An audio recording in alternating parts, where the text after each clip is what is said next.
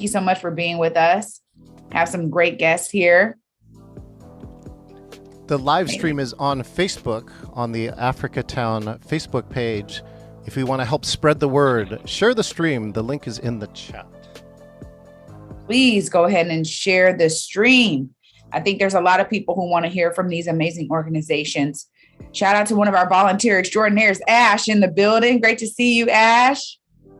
Amazing. Thank you, Mr. Chop, Frank Chop in the building. Great to have you with us today. Former Representative Frank Chop. Yes, thank you for being with us. Have some great people in the building. Looking forward to hearing from all of the presenters today. Also, we get to hear from our youth later on in the program as well. Looking forward to that. Thank you, Joshua, for being here. UFCW Local 21 in the building. Great to have you with us. Susan, I see you, another volunteer extraordinaire. So glad you're with us today. Here we go. Thank you, everybody, for joining the State of Africatown 2022. Put your hands in the air for your MC Treyana Holiday.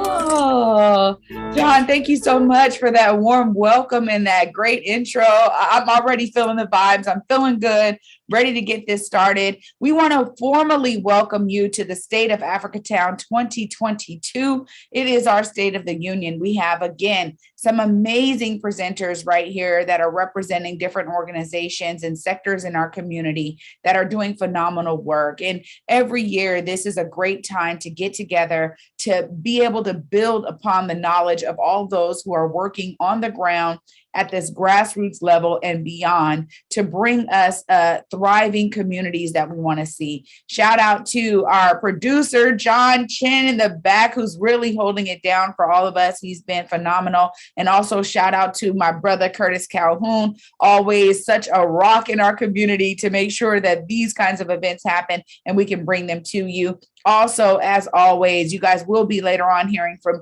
KY King Garrett himself about Africatown and all of the amazing things that Africatown is doing. So again, we welcome you all. Thank you for giving us some of your time on your Saturday. This is, again, going to be a phenomenal event.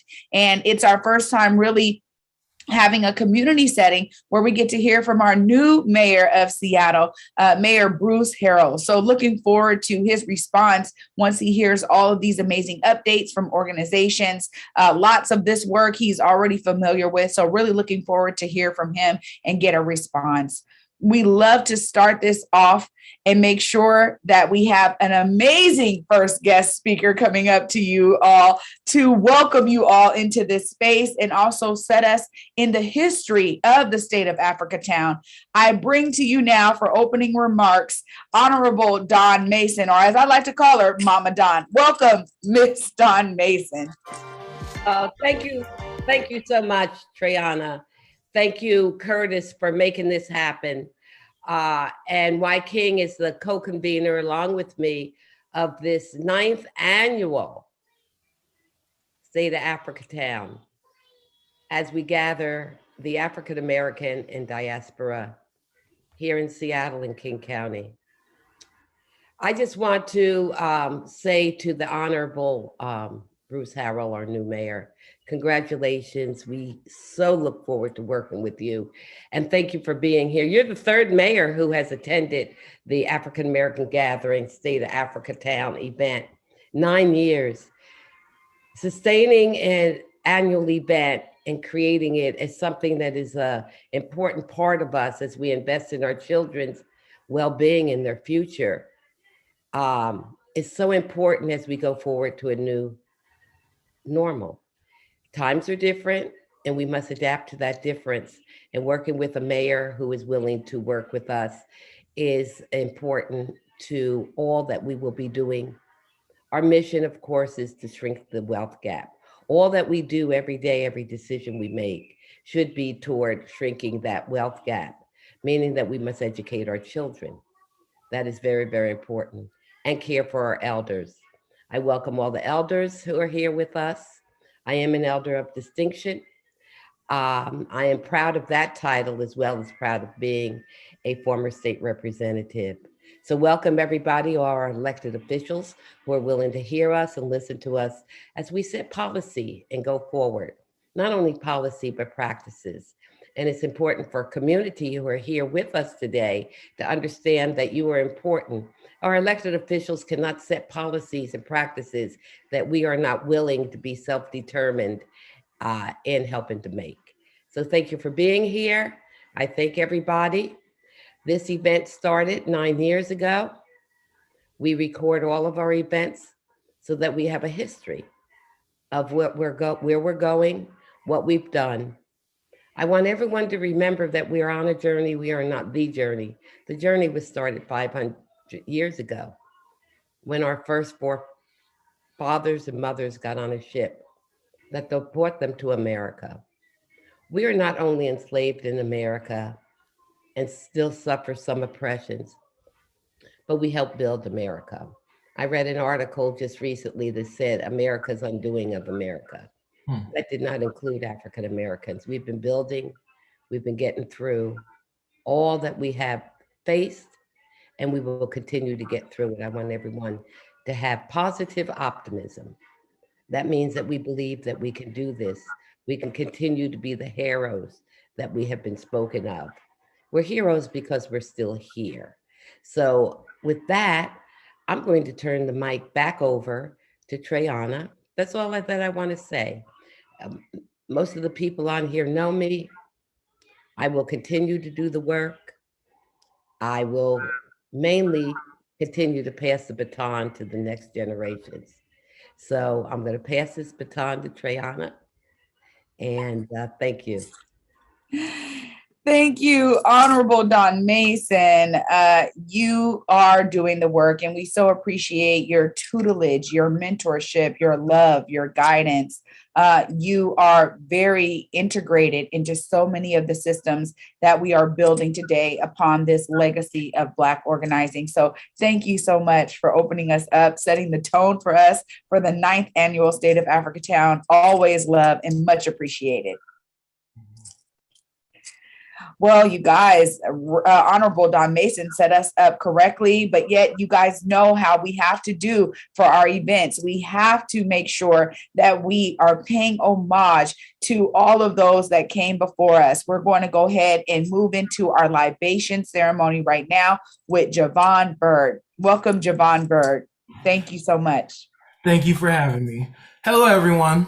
So as mentioned, my name is Javon Bird, but I also have a different name. About 11 years ago, I went to the southwest region of Nigeria and Yoruba land, and I was initiated into the indigenous spirituality called Isese. One of the branches of Isese is Ifa. And Ifa is the system in which we worship an African deity named Orumiga, who's a deity of destiny. We believe in Yoruba culture, though, that in order to accomplish your destiny, it's very important for you to reach out to the elders in your community. It's important for you to remember the elders of the past. That's why we have a word called Egun, which means ancestors. But we have Egun Baba, which is the ancestors of your father's lineage, and Egun Iya, or Yeye, which are the ancestors of your mother's lineage. It's important for us to always invoke upon those two, because those are the great mothers and the great fathers of the past are the reason why we're here today, right? So you're going to hear me use some terminology, right? I'm going to say, and the reason why is because when pouring libation, oftentimes you see us use water, right? And in Yoruba culture, they believe that water has no enemies. Everybody, plants, vegetation, animals, they all need water. So everybody loves water. We also believe that when water pours from the heavens to the earth, it empowers everybody. Everybody needs water in order to move, in order to function, right? So areas that may not have received water for a long time, you see the plants wither. And so water is very important. So when we pour libation, we're asking that everything in this program moves smoothly, that our community continues to move smoothly, that prosperity comes into the community, the prosperity that our forefathers have and our foremothers have worked for, that all things as far as a community, that we don't see each other as enemy, but we see each other as as a powerful connection or team amongst each other and form a big body of water, which attracts more and more prosperity. So without further ado, I'm going to pay homage. One last thing. Usually, a lot of times you'll see people pour water into the earth. It's not a plant or a representation of the earth. So I actually have, this right here to represent the earth as we invoke the ancestors. Atiwa yojo atiwo room. Ogoduma ibare. Iba baba. Iba yeye. Iba uo iba ujubona. Egunda kunda boko vedenum. Egun kove dekun.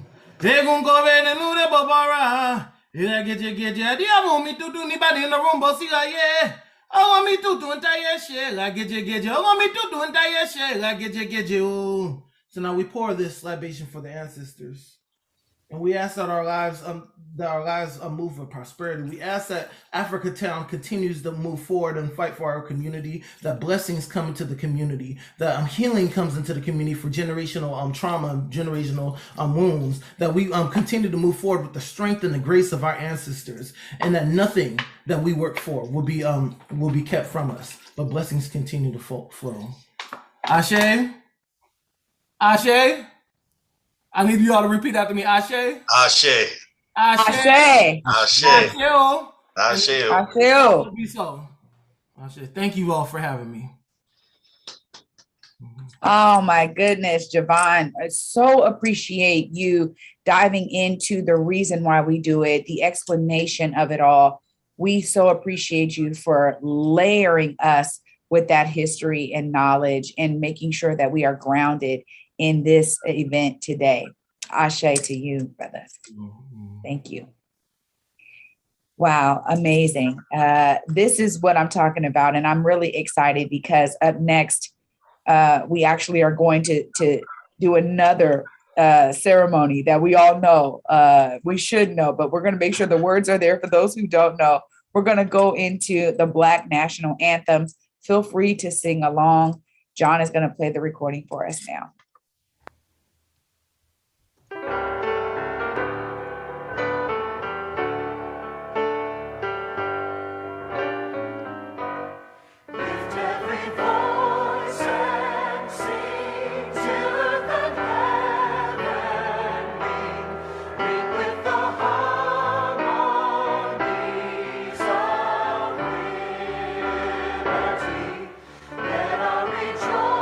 Rejoicing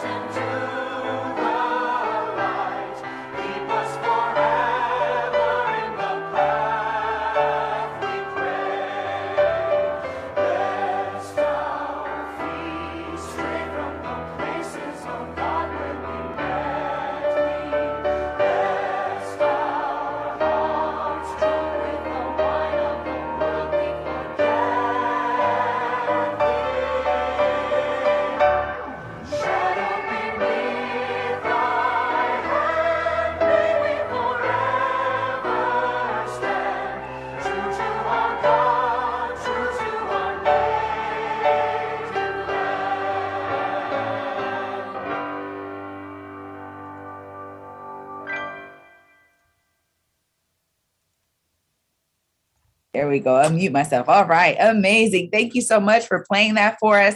And thank you to all of you out there who, even if you only know 5 of the words, you were singing along. We're doing it in community. Amazing. So thank you all for participating, for those who were able. What we're going to do now is I get to bring up my brother, Curtis, who's going to really guide us into the Elders of Distinction Award presentation. Welcome, everybody. Curtis Calhoun. Thank you for that welcome, Triana. I appreciate it. Peace and good morning, everyone. It's great to see all your beautiful faces. Thank you for being here.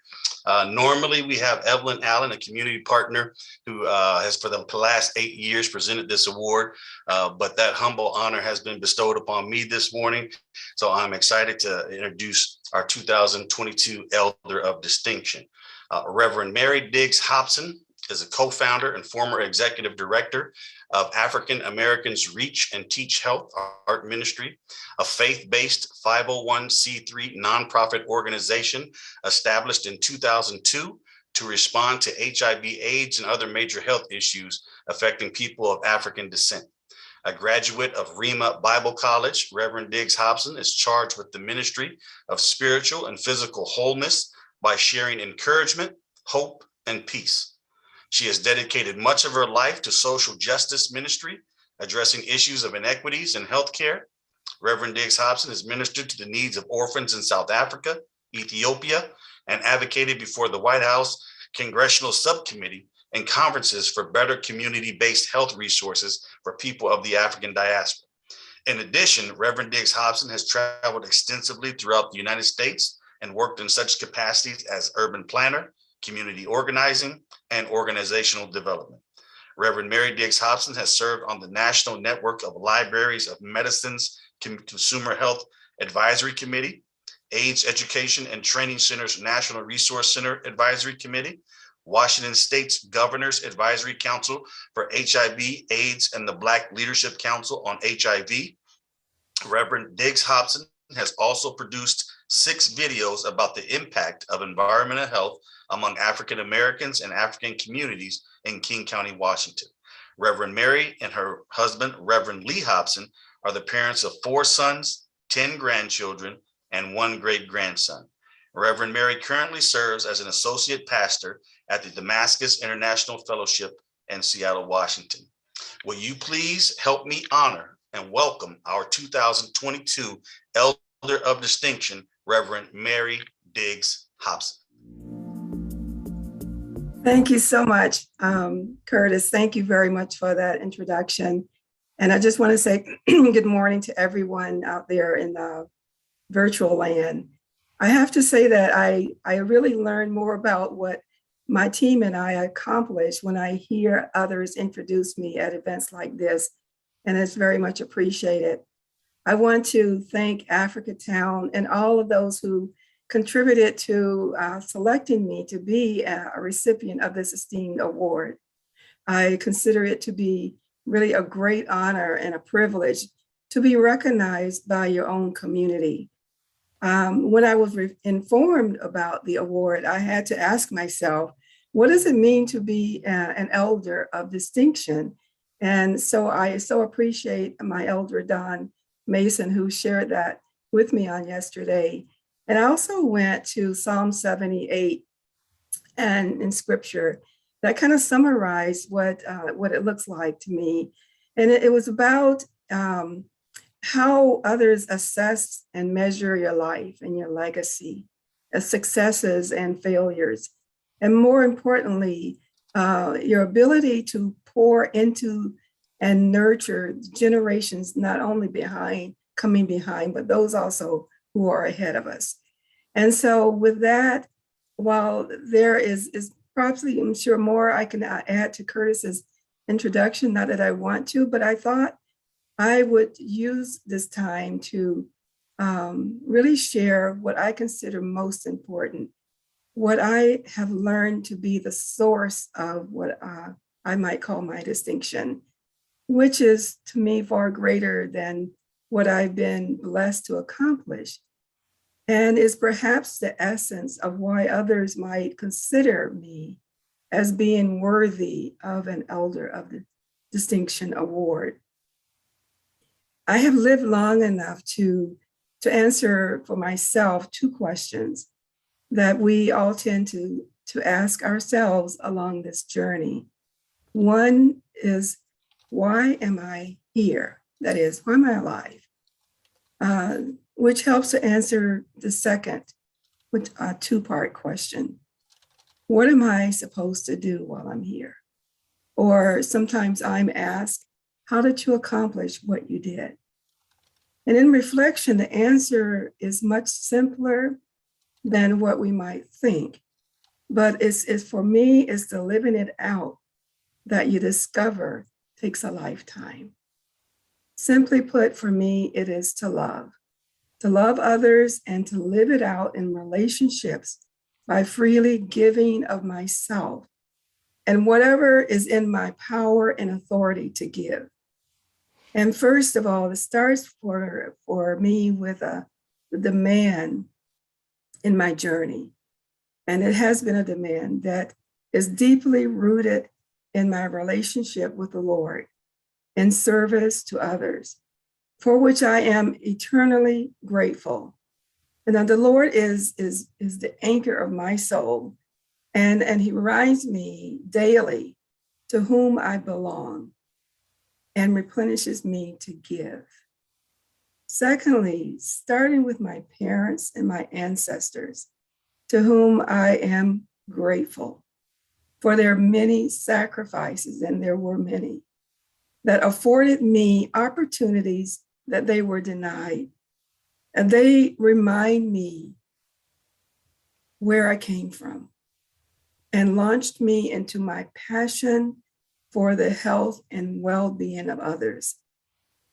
Thirdly, I am extremely grateful and so thankful for my husband, Lee, and our four sons, Reginald, Ronald, Gregory, and Tristan, who have supported and encouraged me along my journey. They have been with me through the joy and the pain, and to remind me of who I am. And fourth, I hold nothing but gratitude for my circle of friends and community who remind me of who and why I serve. These are the important elements in the source of what I consider my distinction. It is with this in mind that I humbly accept this award and dedicate it to my oldest son, the late Reverend Reginald Diggs, who reignited life in people and places, and was also the other co-founder of African Americans Reach and Teach Health Ministry, as shared by Curtis earlier. So with this, I thank you so much for the award, and blessings to all of you. Oh my goodness. Amazing, powerful words. Thank you so much, Reverend Mary Diggs Hobson. We are so glad that you are able to accept this award on behalf of community. Your work, your legacy shines through. And honestly, it is because of folks like yourself that we continue in this work. So honestly, thank you so much. Amazing, powerful words. Thank you. Much love, much appreciated. Oh, you guys, we are off to a great start on this amazing State of Africatown 2022. I don't know about you, but I'm already inspired. For those of you that are out there representing organizations and doing this work, honestly, it is through the words of our elders that we continue on. We understand the path that was paved before us. We understand the legacies that we are continuing and the ways that we're bringing our brilliance into a larger collective of brilliance. So I'm just amazed right now. I also am really excited because up next we get to hear from some youth. I'm going to bring in my sister, my cousin in community, my cousin for real, Miss Tarasha Thomas. She's going to take us into a now youth presentation. So we heard from our elders, time to hear from our youth. Let's bring in Tarasha. Okay, thank you, the marvelous Trayana Holiday. All the energy is just prickling through my skin. I'm so excited. So as Trey said, my name is Tarasha Thomas, and I am here to talk about the Watoto Awards and acknowledgements of our youth. For those who do not know, Watoto means is Kiswahili for babies, the children, the youth, also known as our young humans and community. Typically, the Watoto Awards and acknowledgements are done during Kwanzaa, Kuumba, the Day of Creativity. And we thought it would be a great fit to add an additional segment to Africatown State of the Union. In doing that, I want to let you know the way that it goes that we strive to have our children and youth around a village that will help create, shape, guide our youth to their purpose and to their gifts, whether it be working with their hands as seamstress, plumbers, electricians, cosmetologists, our urban planners, business owners, teachers, doctors, architects, and our philosophers, sociologists, and gurus. We have been the ones who are bred the most genius in our community, and we need to get back to that. The Watoto Awards is to acknowledge one way on how we do get back to nurturing and guiding our own. That's to say that there's a saying that says, treat children and youth how you want to be treated as an elder. We all need to be nurtured, acknowledged, and included within our village. And with that, I would like to pass the mic to two of our young scholars, Latricia Jackson and Fanico Glover.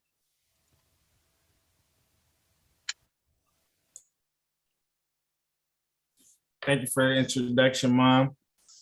Thank you, community, for being here. I would like to go ahead and start us into the 2022 Watoto Awards with my sister. And the first recipient that we're going to acknowledge is Prince Spark. He's a 5-year-old. Prince is a kindergarten student.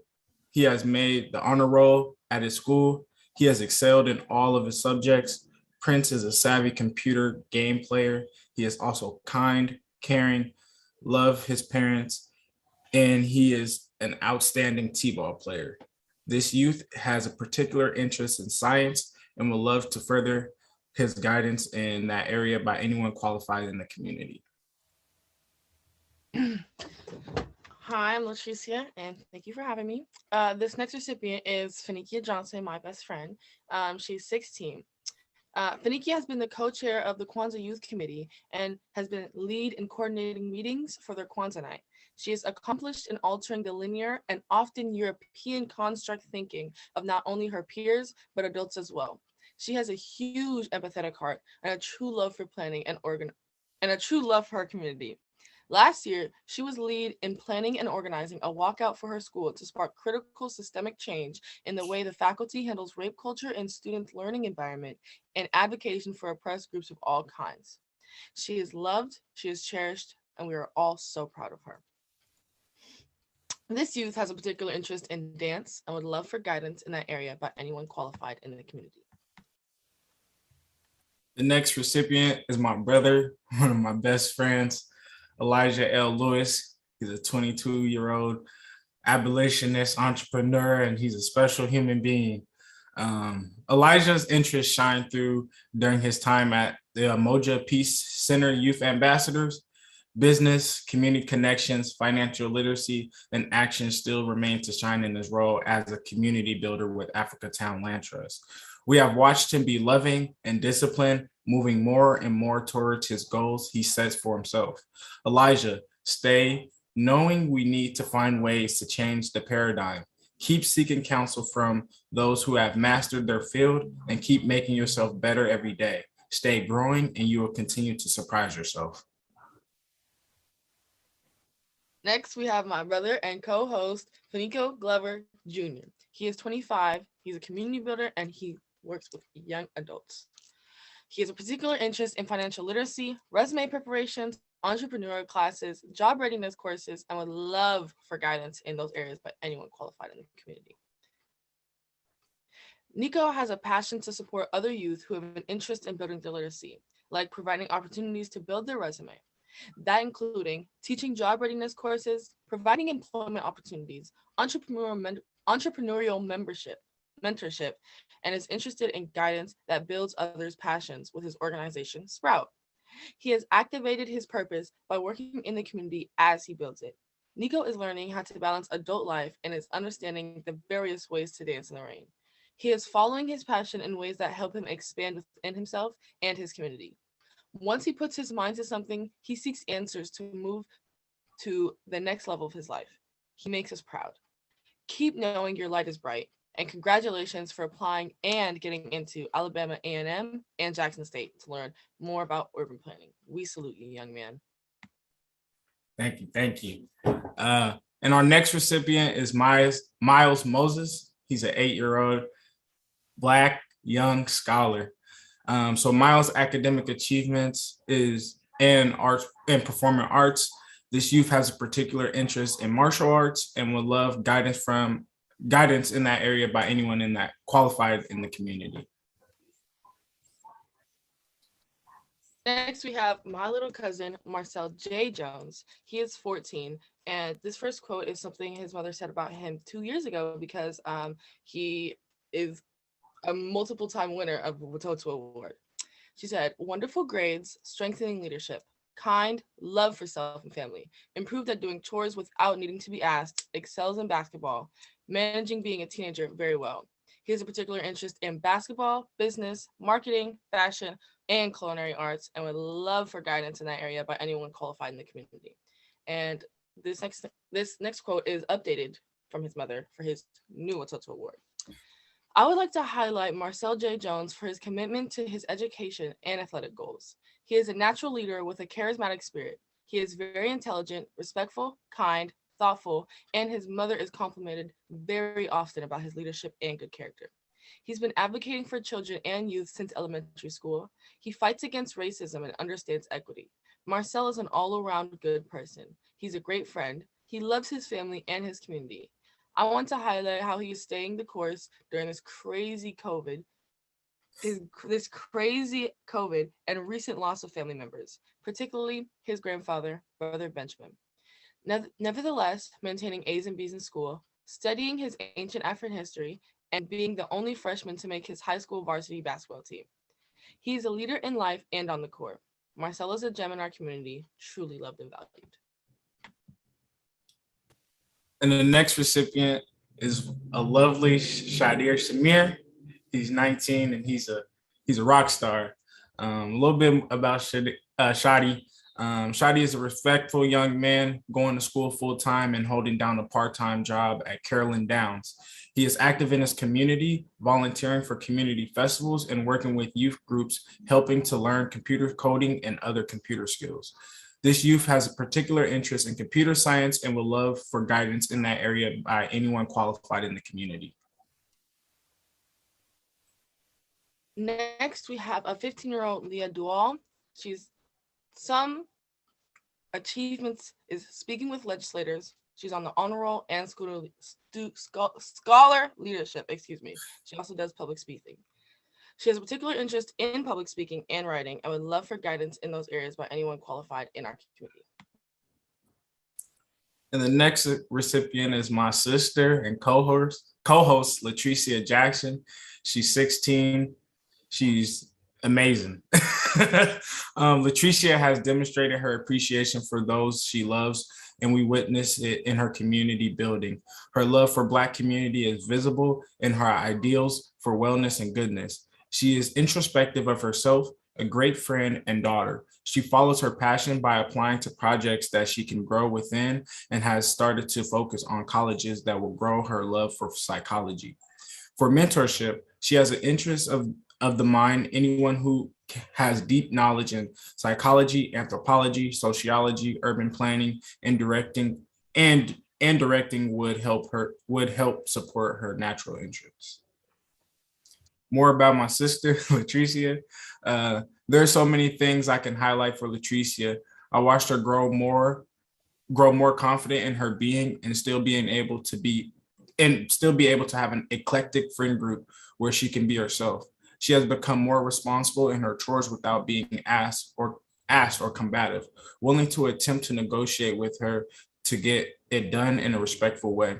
She has excelled in her schoolwork and was a part of a cohort that led out a school walk to protect women and asked for accountability for youth with IEPs, having their contract to learn honored in full. She continues to protect those she loves and is learning discernment of which causes to fight for. Keep blossoming into the great niece, daughter, friend, sister, and cousin. We are proud of you. Thank you. This is my other little cousin, Azan Johnson. He is 14. Azan is a true protector of his family. He is attentive, kind, and super loving. He challenges you to keep God at the corner of all we do. He has multiple musical abilities and brings joy and rhythm to every room he steps in.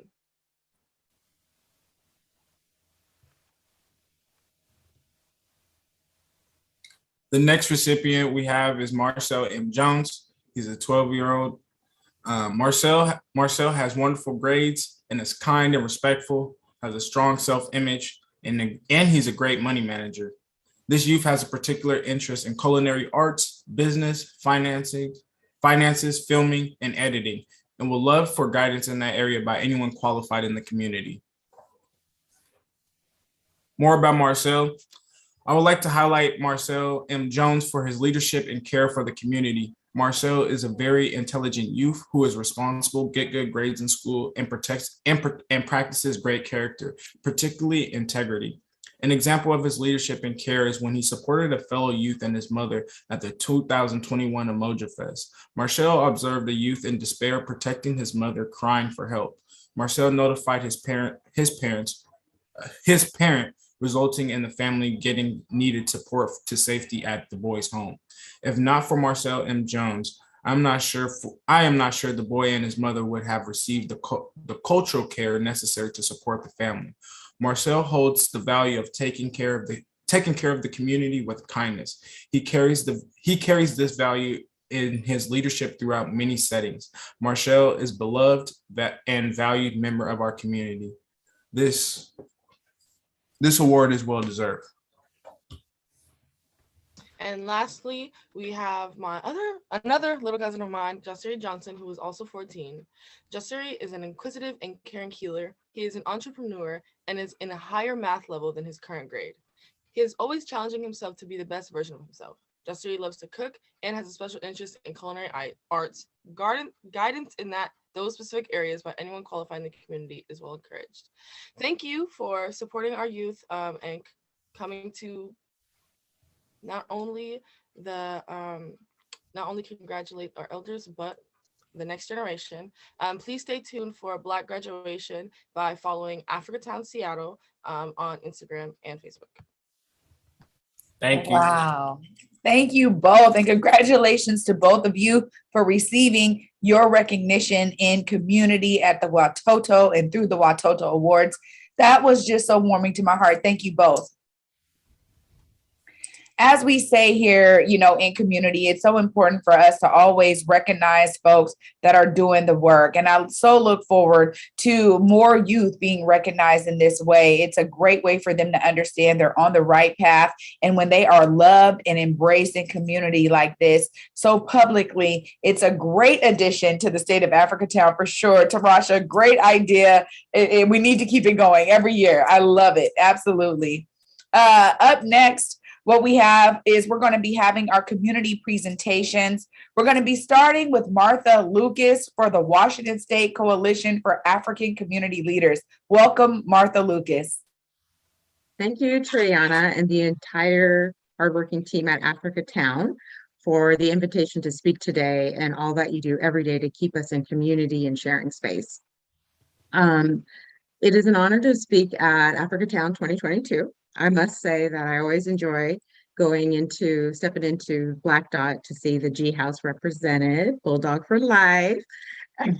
The theme of this year's State of Africatown is African American African Gathering, which is a topic we could talk about for weeks, but I'll hone it down to just a few things to consider and ponder. The most watched group in America is not foreign terrorists, it's us. Black people are the most feared group in America, and we know that. As survivors of abuse understand too well, the most lethal weapon of the oppressor does not lie in their hands, it lies in our mind. Pitting Africans and African Americans against each other serves no one's purpose but those who gain the most from our separation. If I see my brother and sister as an enemy, I will never work with them to build Black better in creating anti-racist schools that teach youth of all races how to have pride in yourself and be productive leaders and activists. If I see my brother and sister as as my enemy, I will never build Black-owned health centers that use our ancient healing practices to cure our ailments that will heal our bodies and our minds. If I see my brother and sister as my enemy, I will never work together to tear down the systemic barriers that keep us from building community wealth. If I focus on what differences we might have, light versus dark, native versus accent, loud versus soft-spoken, I will not see how we can use our innovative spirit, resourceful resilience, and ancient traditions to solve our community problems. We come into this world dependent on someone else, and we leave this world dependent on someone else for survival. Yet we have moved far away from the ancient practices that kept us knowing of this need to work together to stay connected, healthy, and alive. During our time here in this shared gathering virtual space, I urge you to think about who benefits most from us not giving each other grace and taking misinterpretations as all Africans or African Americans feel this way about us. Ask more questions like, where did you grow up? When was the first time you met someone not from your village or your neighborhood? There is a lot of wisdom we can learn from each other that will allow us to grow together and not keep us separated. As a Seattleite raised in America since I was 2, but raised by African parents from the same small village in Tigray region of Ethiopia, I didn't have the same childhood experiences of many of my American peers. Yet I chose, and I continue to choose, to see the positive in our differences, because it is that what makes us unique, while also connecting in the ways that keep us similar, that we are similar. Please visit us at wscacl.org and become a member of the Washington State Coalition of African Community Leaders. We have committees that are run by African descent community members that are looking to find community-centered innovative solutions to wealth inequities, youth disempowerment, access to quality education and healthcare, and preserving our culture and heritage. We look forward to finding ways the Coalition in Africatown can continue to partner together in 2022, demonstrating through action and a commitment to building Black better. Keeping in mind the African proverb that 2 spiders working together can take down a lion. Please like and subscribe on WSC-ACL and on Instagram and Facebook. And I think the information for joining as a member is already in the chat, and I give it back to you, Trayana. Thank you. Wow, thank you so much. Okay, let's see here. There we go. Thank you so much, Martha, Washington State Coalition of African Community Leaders. You guys are doing phenomenal work over there, and we always love hearing from the work you guys have going on. Love to know that it's still open and people can join. It's a great invitation, you all. For those of you that are interested, please check them out at the website. The link is also in the chat. Thank you so much, Martha. Up next in our community presentations, we have Jim Buchanan with Washington State African American Cannabis Association. Welcome, Jim. We also have Daryl Powell, who is the Vice President of Economic Development at NAACP Washington State. Welcome, both of you. I know you guys have a presentation. I'm excited to dive in because I appreciate the work of both of you, brothers. Welcome, welcome to the State of Africatown 2022. Well, thank you very much. And we want to thank Africatown for everything that you do in our community. We have an important issues that in the cannabis space that we want to discuss with everybody and share information. And there are opportunities that we are advocating for coming up about licensing and also the community reinvestment program. So the community reinvestment program, right now going through the legislature that started on January 10th and ends on March 10th. Washington State Cannabis and the NAACP met with the governor and his staff, and we, quote, demanded $250 million of the marijuana revenue that's generated, which represents 50% of the marijuana revenue every year. We demanded 250 million and we got 125 million. And so this sheet here shows you that there's two bills working their way through the House and the Senate. One is House Bill 1827, and its companion bill, meaning it's the same thing, is Senate Bill 5706, is working its way through the Senate. So there's a process that I won't go through, but at the bottom of this page, there's a link that you could click on the link and you could read the House bills more in depth. But the point being is this is 125 million annually that's going to be put in as a line item in the budget that will be used for, I'll be specific, economic development, civil and criminal legal assistance, grants and loans for small businesses, reentry programs. So this is going to be a statewide program. So we'd like all of you to take some initiative and click on the link below and go read more about these bills. That's the reinvestment side, but there's also a licensing side. And I'd like to refer to Jimmy at this time. Yes, thank you, Daryl. The licensing side is we're underserved with approximately 1,840 licenses.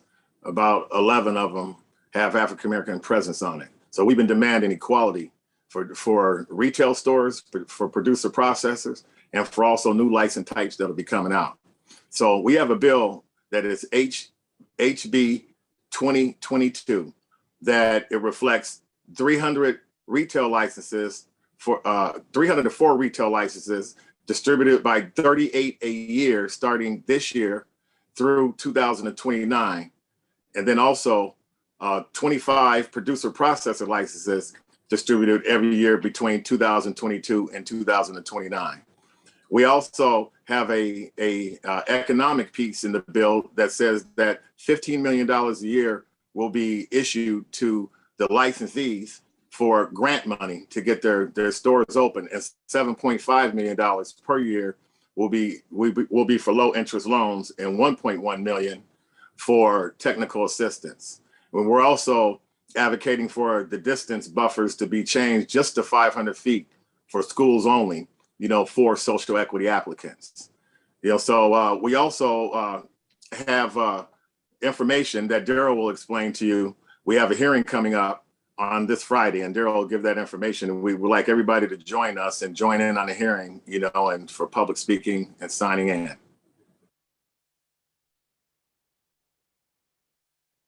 So how you can help. This page is small, and I'm hoping that they can get this slide deck out to if they could post the slide deck in the chat where everyone could actually print it. But this page is essentially how you can help. At the state level, at this point, you can either sign in to testify on the behalf of the bill or sign in to say you support the bill, but you don't testify. And so what we're asking the bulk of the folks on this phone call is to sign in, register for the bill, and sign in for PRO, that you support House Bill 2022, and you support that there's social equity in cannabis.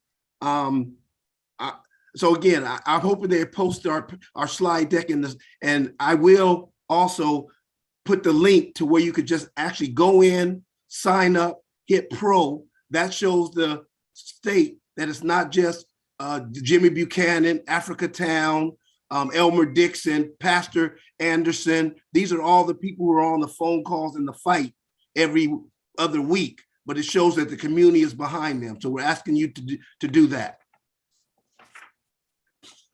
Yeah, along with Joaquin and Africatown, they've been huge advocates, exactly, for our movement during the last year. Right. And so the next is just my advertisement of the NAACL-EACL, Alaska, Oregon, and Washington State. Our mission and vision is the same for our local branches. I encourage you all to join your local branch. We have 7 branches throughout the state of Washington. Most of us are known the 3 on the I-5 corridor or the 4, Snohomish County, King County, Pierce County, and then I want to say, is it Clark County and Vancouver? But we have 3 others in the state of Washington. We encourage you. There's a lot of things we're actually doing that you don't see, but this is one of those visible things in terms of community reinvestment dollars and cannabis license that the NAACP is turbocharging these initiatives that are being brought by community organizations. And the last page, just who we are. If you have any more detailed questions, feel free to contact Jim or myself. We'd love to opine on what's going on. Thanks so much, Triana, for allowing us today to present this to the community. Amazing, amazing. This is some work that I've been following. Shout out to you, Mr. Jim Buchanan and Daryl Powell, both of you, for really championing this work. And I gotta say, Mr. Buchanan, I heard you on some community calls. I mean, you were not stopping with those first recommendations that came out of the Cannabis Equity Task Force. Just appreciate you for pushing through, listening to community and knowing that we definitely needed more. And so that's a huge win for you. And I would love to connect with you guys later because we want to make sure that more and more people know about the opportunity to be on that call and to make sure their voices are heard. So thank you guys so much for leading this charge. It's phenomenal.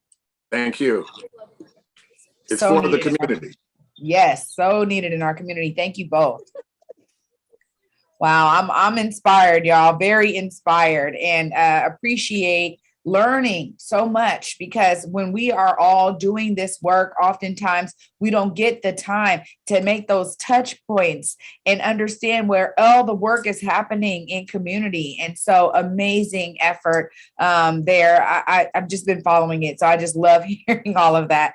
Up next, we have my sister in community. She is out there at an event right now, but she said this is too important to miss up. So excited to have Ine Abby with Tubman Center for Health and Freedom joining us up next. Thank you so much, Ine, for being here. Yes, thank you. I feel like I'm eyewitness news here on the scene, right? Community in action. Thank you, everybody, for having us. Shout out Africatown. As Triana said, my name is Ine Abby. I'm the CEO of Tubman Health. We are a community-based organization right here operating in King and Pierce County. We are here to deliver clinical care as well as address the systems that are making us unwell. And so today we're actually having a community clinic right here at Rainier Valley Leadership Academy. So I'm actually standing outside of the clinic right now. We'll hop in and show you a couple of our team members. Because of HIPAA, I can't show you any of our patients, but happy to show you community in action. It takes a village, and our village is organized and ready to take this. If you can hit the next slide, please. There you go. Thank you. Some of the current projects our team is working on right now, Blacksinate, that's where I'm at. It's our events. I have the Blacksinate mask on. Really for the past year and a half, we've been distributing PPE, organizing our community health workers, as well as getting vaccinations to the community. In partnership with our Elder Don Mason and the governor's office, we are actually getting tests coming to community this week. So we'll add testing to our community efforts as well. So that's Blacksinate. And I'll show you a lounge in action now. Also, Well Us. Many of us know data is used against our community, but our community knows us the best. Community knows best. And so we've been doing our Well Us research studies to uplift local underreported solutions. And that's what Well Us stands for. And so for us, it's really about coming together, mapping what it is we need, and delivering what we need. In addition, our partnership with Rainier Valley Leadership Academy, we are launching a school clinic this September. So we are co-designing with the over 250 families and teachers and staff here at RVLA to open up a clinic, a mini clinic right here to serve this community. Our goal is to establish a flagship premier Black-owned, Black-led, Black-serving health institution And so we are doing that in partnership with the Legislative Black Caucus. I see Chair Taylor. What's up, Chair Taylor? And our champion, Representative Kirsten Harris Talley, as well as our key supporters, Senator Saldana. I see Frank Chop on here. What's up, Frank? So it's really key for us to really click up our communal networks with our institutional networks to make this a reality. So for us, Tubman Health, let's open it up 2025 right here, right now. As we're doing services, we are a clinic without walls. However, that has never stopped our community. We're here doing it. I'm about to put my mask back on, show you a little bit of our team in action. As I said, we're walking into Rainier Valley Leadership Academy. Show you our welcome team. I can't show you the patients, but I'm gonna pan over here. What's up, y'all? This is State of Africatown right here. This is the Tubman Health team. I actually think some of your family members are right here. Hi. That's Dawn Mason's daughter right here, one of our nurses in action. Hello. We got Treyana Holiday's cousin right here, leading our welcome team. This is also for us really a time as our ancestors have bestowed upon us to use our knowledge and our wealth to really bring it to the next generation. So we also have young people involved. We have a table in here where young people are designing what a healthy future looks like. And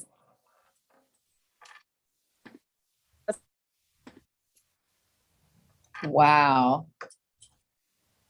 There you go. That's your live. There we go. Okay, there we go. Just making sure. Oh my gosh. Now this is what I'm talking about. Ine, thank you so much for being on the scene and bringing us to where you are. Thank you for all of the work you and the team are doing with these amazing Blacksinate events, making sure our people are healthy and being cared for in a way that only really we can provide. And shout out to this amazing connection between Tubman and RVLA, two of my favorite organizations out here doing amazing, phenomenal work. Thank you so much, Ine, for that presentation and for bringing us into the environment. Amazing. You know what, you guys, it really gets no better than that. And normally we do this event and we're all at Langston Hughes, so we don't get the opportunity to be on the street like that and hear from people that are out in community doing the work right now today during the State of Africatown. So that was warmed my heart as a media person. I'm just like, yes, be out there on the scene. So thank you so much again, an amazing connection. And that brings me to our next community presenter, my sister in community, Bayan Coleman. You know how much I adore you. One of my Garfield grad sisters, also went to Howard, both of us, but go Bisons, go Bulldogs. I'm here with it all day for you. Welcome, you guys, the CEO of Rainier Valley Leadership Academy, Bayan Coleman. Thank you so much, Trey. First of all, I want to thank our community for coming out and for being able for Africatown to even have this type of event where we can actually share what's happening in our community. In order to support racism, we have to be divided. And so the fact that we can come together is really important and is already one step against eradicating racism in our communities.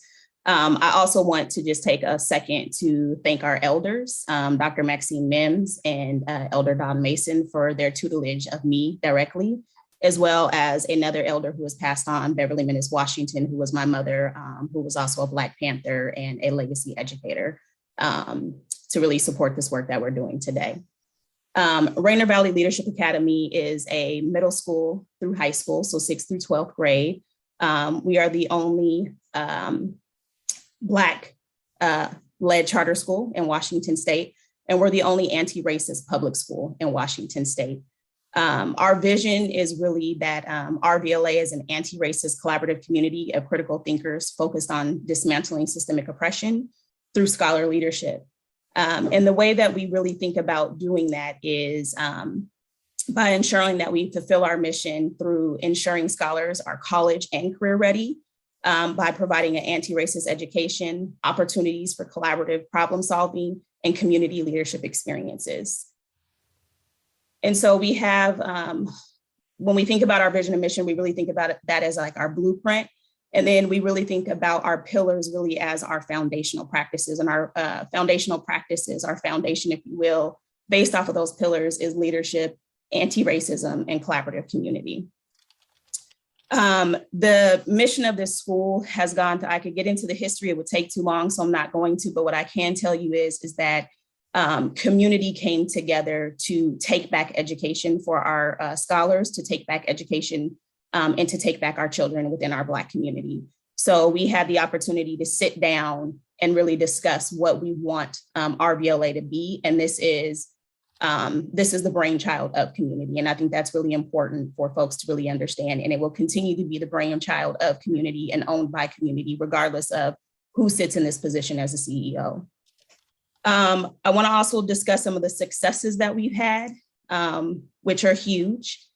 We have had, we had a goal with the commission of 10% of our African-American males actually growing within their NWEA MAP test scores.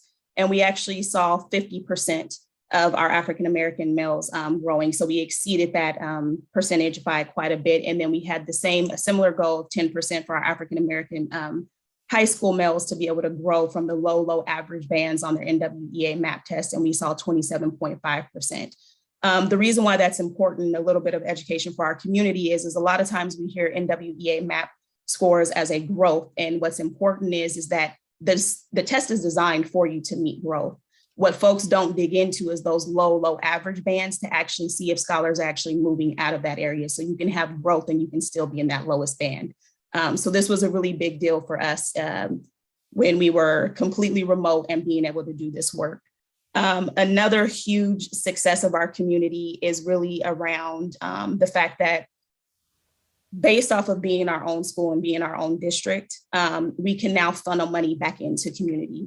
So we use the different businesses, many of them that are on this call today, to ensure that like we're using Black radio stations, that we're using Black advertising, that we're using Black printers, et cetera, to be able to take the money that is being funneled through our organization by community back into community to really think about how we eradicate the wealth gap as well as the education gap within our system.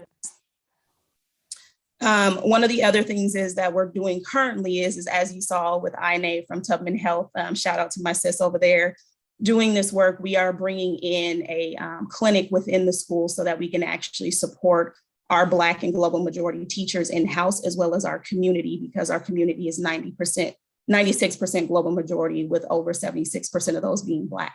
So by bringing healthcare to them, we can make sure that we begin to eradicate a lot of these ailments that are happening within our community based off of health.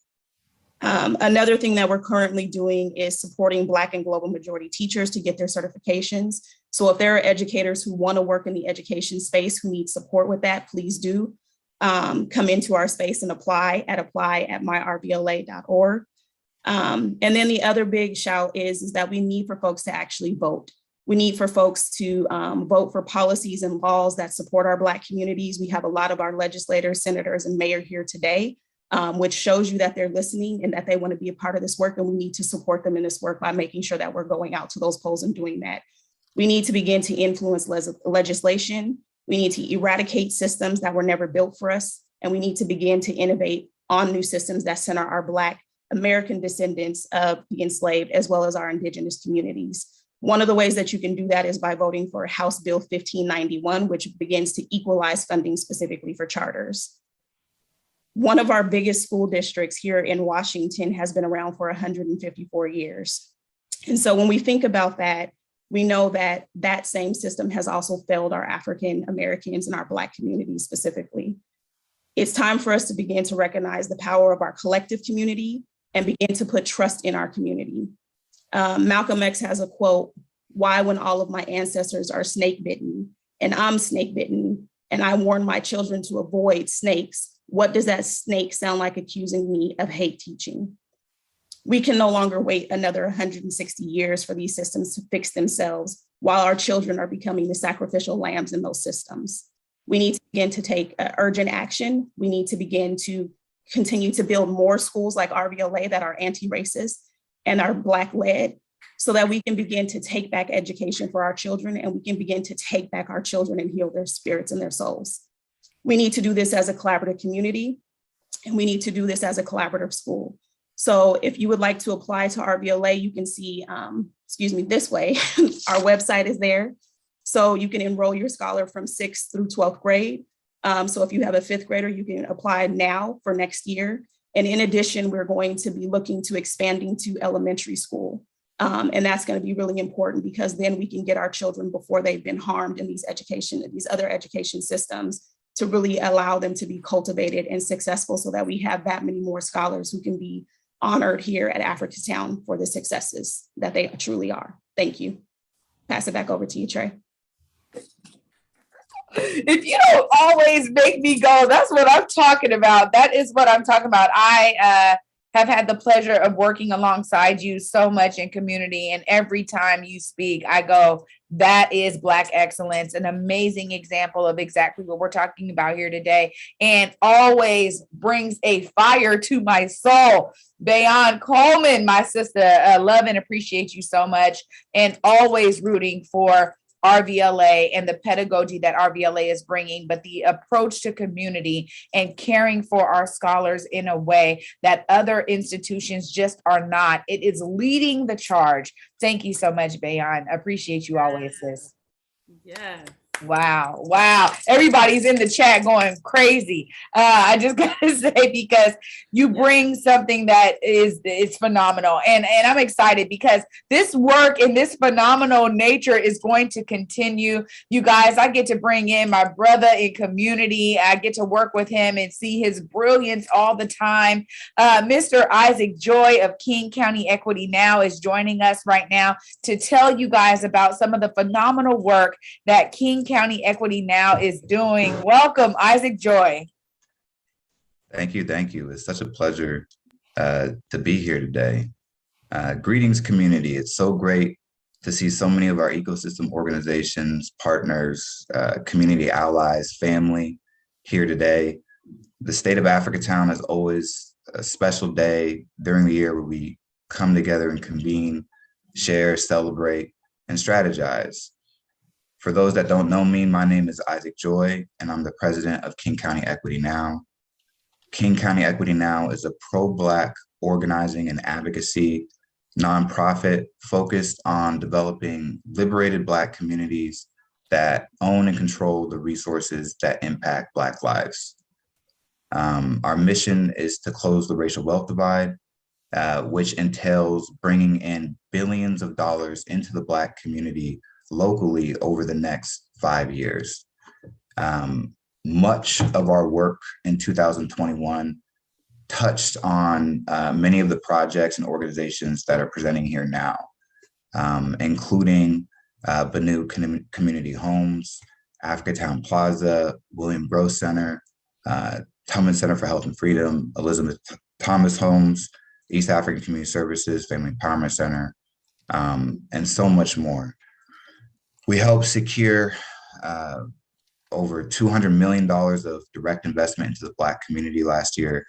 Our work is grounded in the theory and understanding of racial realism. Racial realism is the understanding that the Black community is not incrementally, slowly by decade by decade, generation by generation, moving towards equal status, equality, equity. That is a false myth. And if you actually follow a number of the most significant data points, they'll showcase that the Black community is not on a path to convergence, they're actually diverging. And so that understanding grounds all of our work, because we are created specifically to disrupt racial realism. We're here because we want to see the Black community in a short time period gain equity, gain autonomy, gain ownership over the resources that impact our lives. And so when we choose and we get behind projects, that have the possibility to have dramatic impact in the Black community. projects like Community Homes, which is the first of scale Black homeless shelter in Washington State, will be serving upwards of over 150 Black males, or supporting the Tubman Center for Health and Freedom, which will be the first in-state really Black federally qualified health center or hospital. We're looking forward to 2022. I would just say, as I end, for any Black organizations here, we are here to serve and advocate and to build your power. So we're already connected with, most folks, but if you're a Black organization looking for advocacy, looking for to secure land, to secure resources, please reach out.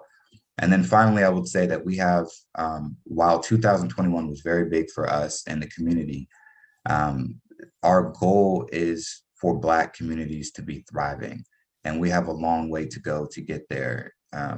That said, we have some really, really big projects lined up in 2022 that I'm sure will become very high profile for everyone in this room very soon. But I will say, though, that I'm glad to see Mayor Harrell here. I'm excited about the opportunities that those in this room have created to advance the Black community forward, that really are just teed up and lined up for the type of support and investment that we've always needed. I'm thinking about, well, we can talk about different projects, but these projects will be lifted up. And so I think Mayor Harrell will have a real critical opportunity to fight the devastating gentrification and displacement and violence taking place to the Black community by really investing in these projects being presented here today.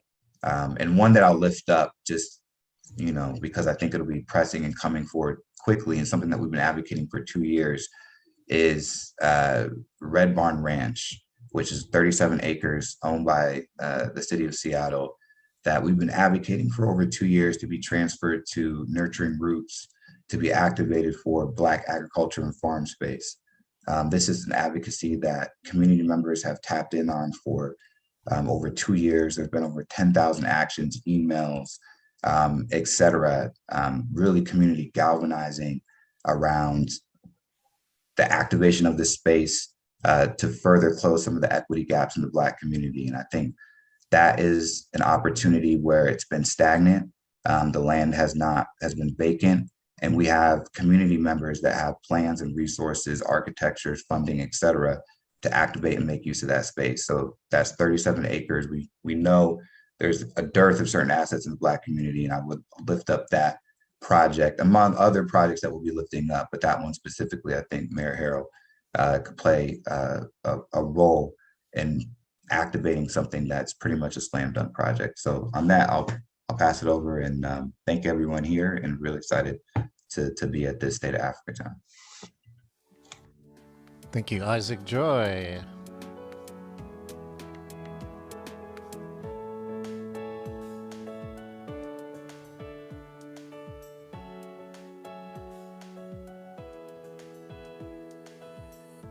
I'm muted. Wow. Thank you so much, Isaac, for bringing us into the work of King County Equity Now and laying out some of the things that people can be doing right now to be engaged and be involved. Just amazing, phenomenal work. And I'm really honored that I get to be a part of that work in the ways that I do, just to be able to amplify and advocate for our people and really showcase, again, these opportunities that the greater community has to connect and dive in, because it's really on you all, right? All of you who hold elected officials accountable, who are going to legislators and saying exactly what you need, who are working through community organizations to uplift and support campaigns of their needs. It is through the community that we get these things done, and Collective Power has always done that. A great example of that from all of these organizations, and really appreciate Isaac for bringing us into some ways that we can stay engaged and involved and see these things through to the finish line. So thank you so much for that. Up next, oh yes, my assistant community community, Jennifer Ness, Tucker. Oh my gosh, Black-owned business excellence group. Jennifer Ness has done so many things in community with regard to Black businesses, uplifting them, being a mentor, being a speaker, showing them the way. Welcome so much, Jennifer. That's so great to see you here with us. Thank you so much. Thank you so much. I'm waiting. Oh, there I am. Can y'all hear me? Everybody hear me? Okay, it looked like I was muted. I didn't want to, I was like, wait, I'm waiting on to be unmuted. Sorry, I wasted 10 seconds. Thank you so much. This has been amazing already. I'm so excited about everything that Africatown and Black Dot is doing and the partnership and the collaboration that's taking place. I see so many folks on here that I recognize that is just making me happy this morning. I woke up, I was like, yes, it's Africatown Day, baby. Let's go, okay? So I'm excited. One of the things that I wanted to say to you all, everybody in the chat, we're talking about the state of Africatown. So at this point, I have the opportunity to talk about the state of Black-owned businesses. So if you could just say one word in the chat, what is the state of Black-owned businesses? In your opinion, what's one word? One word in the chat, just type it out. Okay, Tracy said blessed, love it. Elevating, opportunity, rising, growing, excellence, historical, powerful, empowering, power, more, thriving. Oh my goodness, this is what I'm talking about. What are the needs in our community? I see the words are keeping on rolling, so keep on rolling. As you are thinking about it though, I wanna know, what are the needs in our community? I wanna hear from you all. What are our needs? The needs are funding. Been looking forward to this. Prosperity. We need youth employment. We need unity. We need cash money. We need connections. We need technologies. We need accounting. We need funding. We need partnerships. We need collaboration. A whole bunch of dollar signs. We need our own space. We need technology. We need marketing. This is what I'm talking about.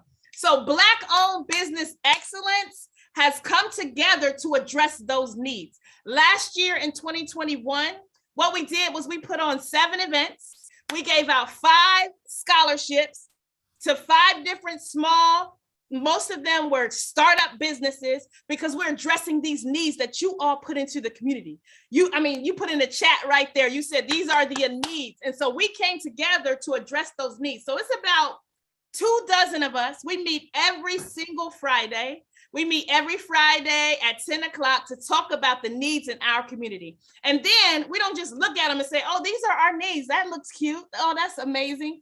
No, we look at those needs and we develop programming around those needs. And so this coming February 1st, to kick off Black History Month, we are having the 3rd annual Black-owned business symposium. Let me tell you a little bit about that symposium, okay?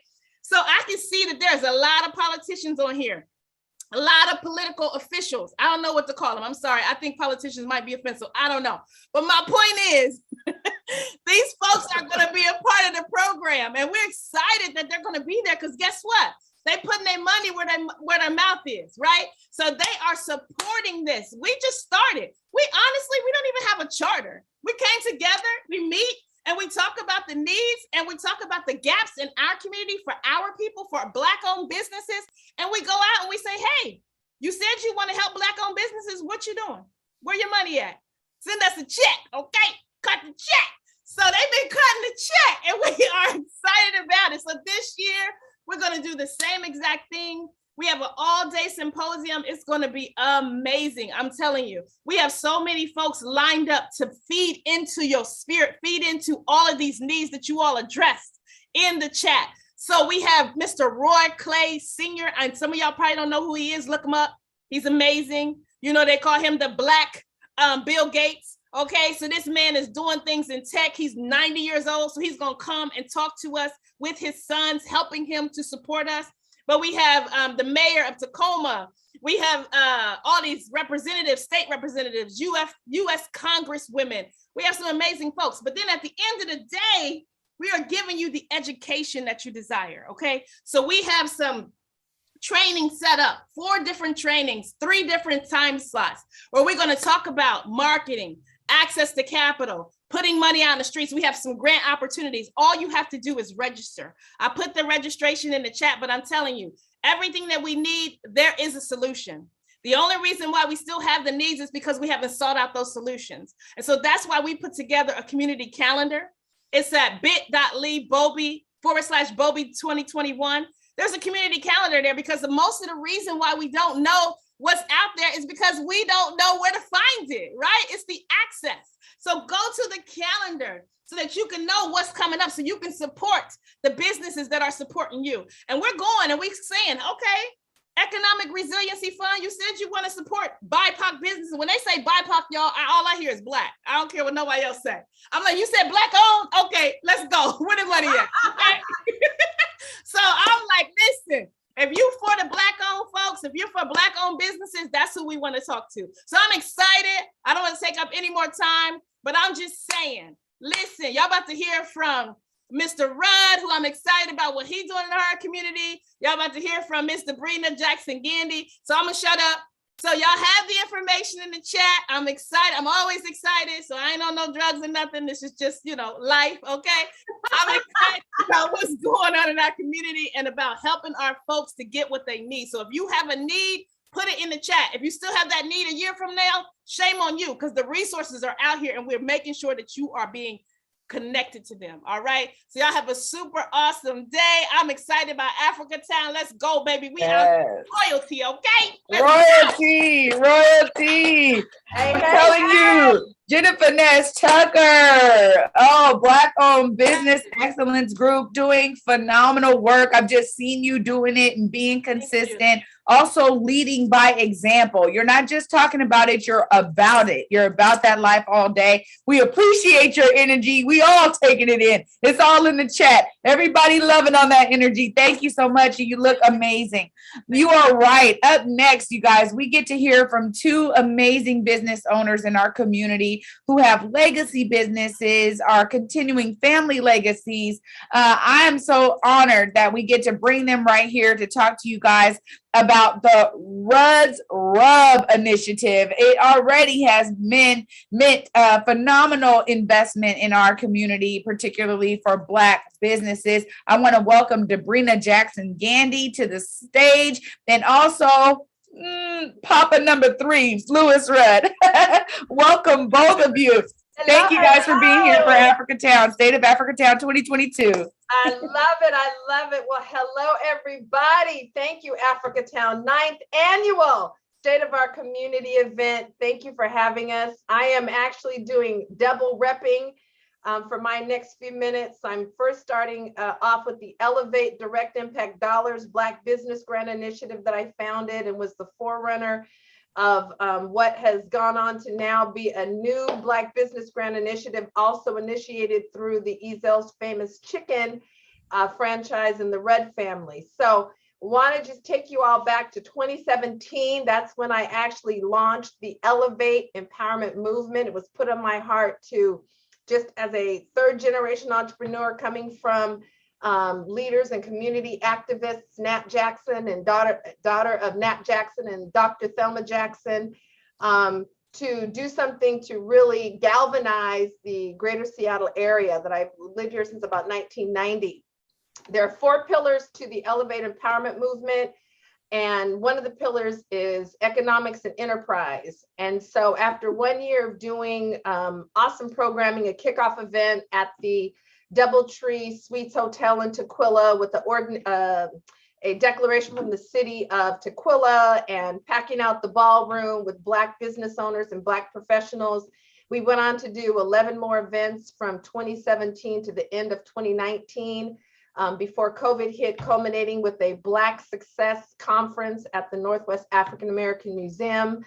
Packed that house out in the Norm and Connie Rice room. After 1 year of doing Elevate events, we had built enough trust and reputation in the community. We launched the Elevate Direct Impact Dollars Initiative. I'm private enterprise and businesswoman, third generation all the way. So I didn't want to go the nonprofit route. I said, we have plenty of money running through and moving through the Black community. I'm going to go directly to community members and ask them to contribute to a fund that we will then award back out to Black businesses. We don't need intermediaries. We don't need to go begging money. We have money. So the first year, 2019, we raised over $20,000 from community members, each contributing $350 per household, family, or couple. And we were able to turn around and award to 6 Black-owned businesses $3,000 business grants specifically for their growth and capacity building. And we did not do it at the end of 2020 and 2021 because of COVID. And these funds are specifically for growth, and they are repayable awards.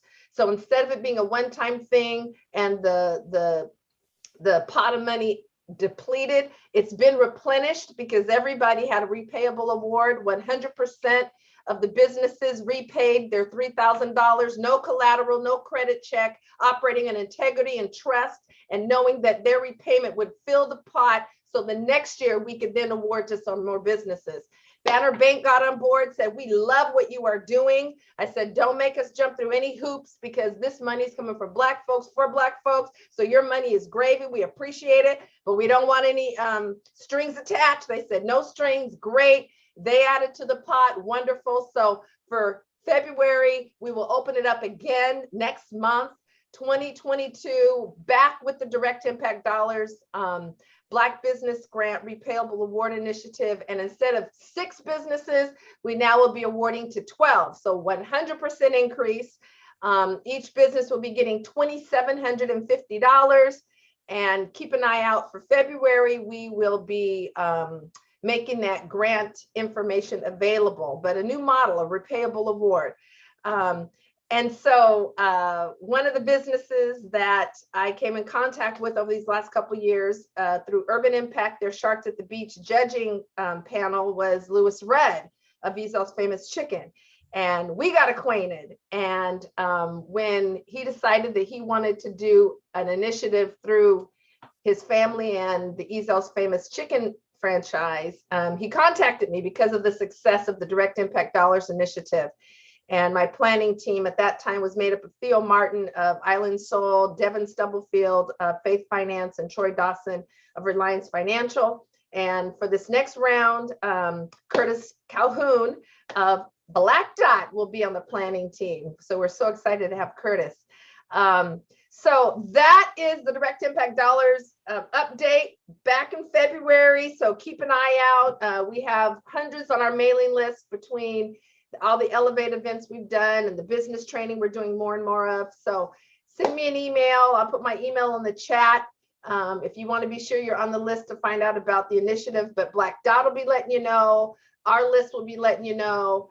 BJ Stewart over at Urban Impact, who's one of our community partners, will be letting you know. So just know we're coming back with more money and twice as many businesses, and so excited. So with that, I'm going to turn it over to, well, back over to Triana, and then Louis, Mr. Rudd can tell you about the RUB, Raising Up Black Businesses business initiative from this past year. I had the pleasure of being a project manager for that initiative as well. So back to you, Triana. Thank you all. So excited. Mwah. Love my community, love my people.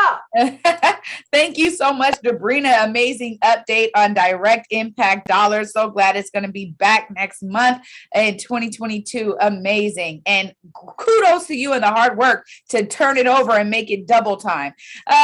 Thank you so much. And Mr. Rudd, we are so glad that you are here to give us some insight on Rudd's RUB. This initiative just hit the ground running. So many businesses I know applied, and you really showcased that, hey, Easel's as a franchise is going to be dedicated to raising up the next legacy Black businesses in our community. Take it away, Mr. Rudd.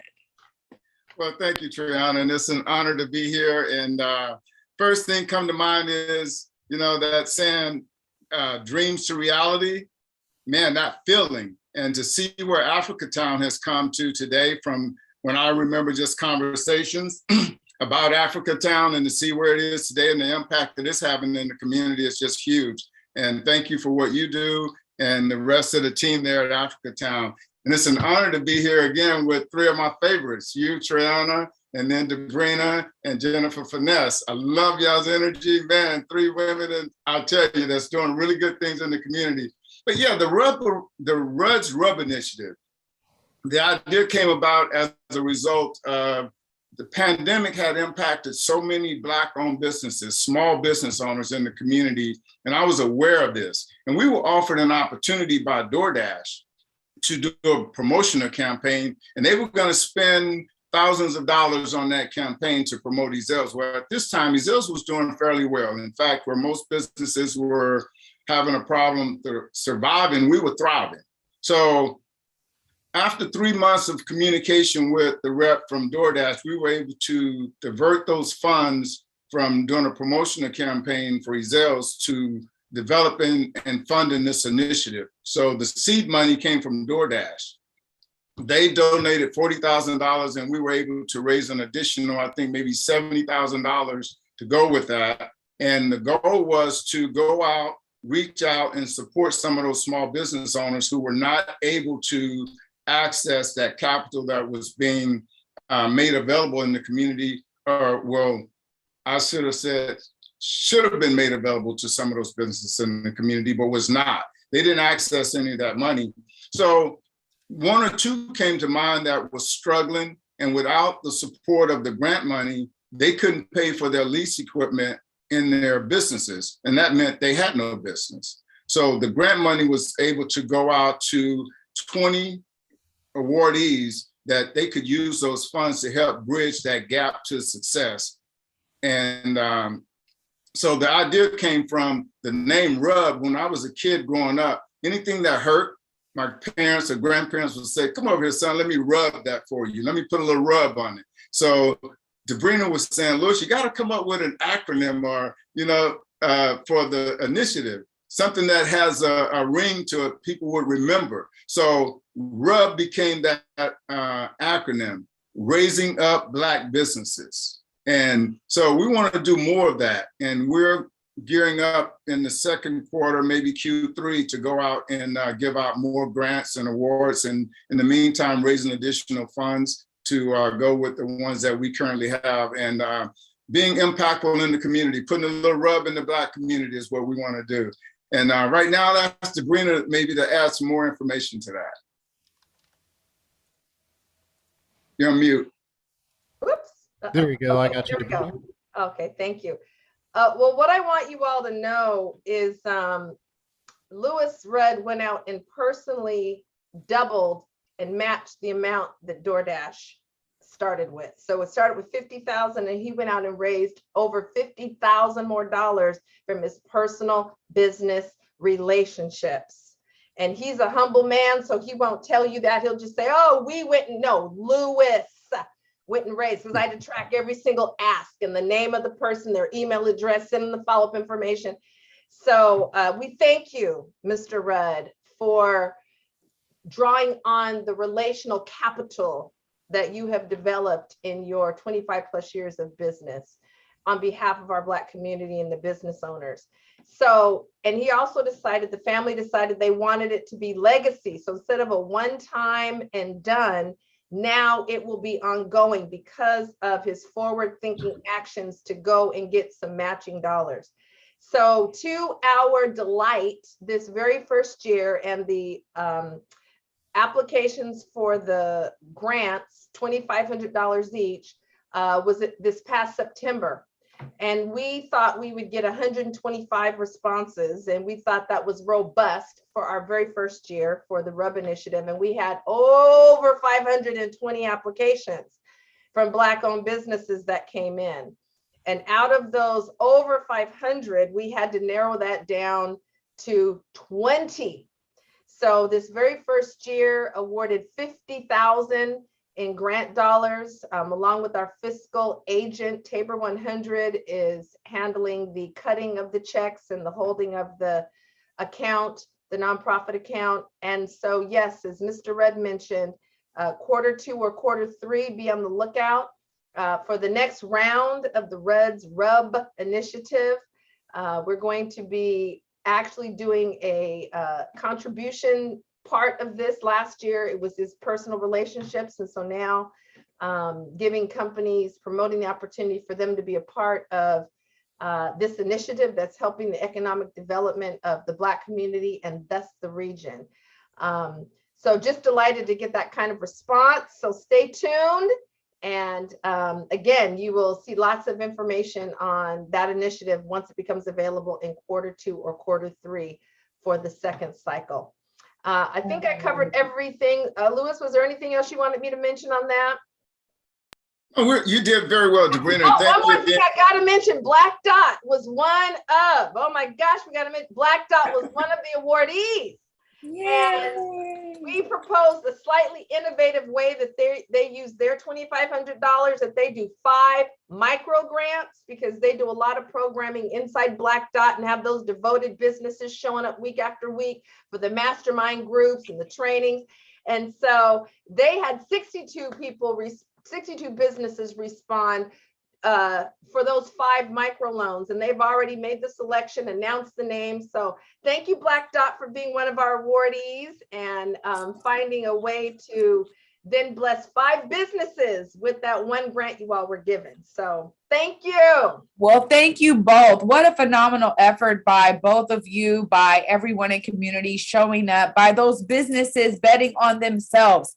Again, because now you have a Rolodex of 520 businesses that are Black owned, that are right throughout our Pacific Northwest region, that are saying, hey, know about me, I'm here. And that really is a beautiful nature of when we talk about circulating Black dollars. You guys are really providing opportunities for Black businesses to thrive, to grow, and to be rooted in their community. So thank you guys so much for that presentation, sharing that information to us all. Looking forward to these funding sources hitting our community. Thank you, guys. Thank you. Yes. Amazing as always. I mean, this has just been a great set of presentations from all of our community partners and organizations, those doing the work on the ground. Shout out to everybody who presented today. I'm really excited to be bringing up K.Y. King Garrett, President and CEO of Africatown Community Land Trust. This brother does a lot of work behind the scenes. Y'all will never know how much work he puts in, but I'm so honored to bring him to the stage right now for him to give the state of Africatown. Welcome, K.Y. King Garrett.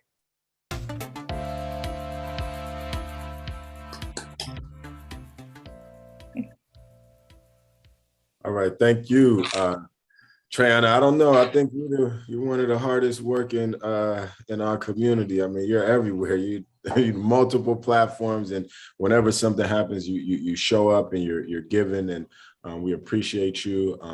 Gratitude to everyone who's been able to join us today for our 9th annual State of Africatown. Originated with Dawn Mason being a part of the previous as mayor transition team, and then wanting her to maybe bring a couple hand-selected people to the table to talk about what Black people need. And she said, no, you should come to the community. And we were able to collaborate, as there was a vision for us to also have a kind of a TED Talk event that highlights our brilliance and our solutions that are in action in our community, because a lot of times we have community forums and there's a lot of venting about the problems, but we're not strategic in applying our genius to bringing about the solutions. And so that's what this was about, and providing opportunity for elected officials and the mayor to be able to then respond, right, to what they have heard and seen that is taking place in our community to move us forward. And it's great to have our new mayor, Bruce Harrell, here with us today. He's been present. He's been on camera the whole time, and he's taking notes. And I know he's very focused on what are we, going to do, because there's a desire to make a great impact. And I also want to just extend gratitude and appreciation to, all of the elders that pour into me, whose shoulders I stand on, and many of us at Africatown, to my father, Omari Tahir Garrett, who really is my a foundation for service in our community, to our board and staff at ACLT, Africatown Community Land Trust, Africatown Center for Education and Innovation, Umoja Fest, the Peace Center, all of the different, entities within the ecosystem, King County Equity Now, because we are, because you are, and that's the reality. And it's because of you that we are here for a 9th year, and that we've been able to come back every year and talk about progress, not play the same broken record, but to say, this is what we said we were going to do last year. This is what we achieved. These were our challenges. And this is what our vision to accomplish for the next year, right? And this is the 9th time we've done that. And every year it's been about what progress we made and what we need to continue to do to move forward, as we are a part of a journey, as our elder Don Mason highlighted. This is not, we're not new, or this work is not new. We're just new and adding ourselves and our contributions to it. Thank you to all of the amazing presenters that, were just able to give a glimpse of the work that they're doing, because they could take this whole state of Africatown and speak about the work that they're doing. And, it's a hard job to try to condense it into 5 to 7 minutes. But they have really provided an inspiration, and for all of us to see as a community, the fact that we are not powerless. We are very powerful, and many of us are embracing the power, and let that be inspiration for others to get involved with the specific, work that resonates with you, right? And bring your brilliance and bring your energy and bring your resources to that work, so that we can multiply it exponentially to move us from surviving towards thriving. We know that we're a little over a year and some change away from that summer of 2020, where a lot of promises were made, a lot of statements were made through governments, through corporations, through organizations, about a reckoning, about justice, about moving towards equity. And we know that the only way those things are going to move from the rhetoric towards reality is for us to stay vigilant and to keep moving and working and organizing and mobilizing, because the struggle continues. And even, as the election, that very high profile election passed, some of the focus on our community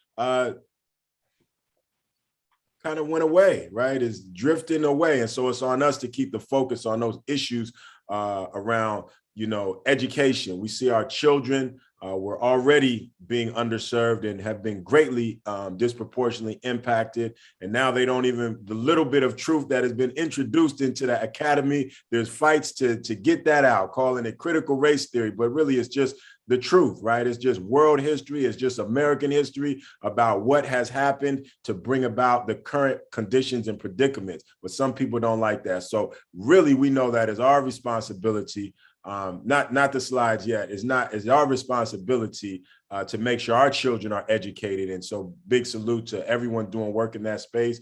We heard from Sister Bayonne Coleman doing an amazing job decolonizing education unapologetically. We know work is being done with Black Star Line and so many other initiatives in our community, A for Apple Daycare, so many places. And so we honor that work.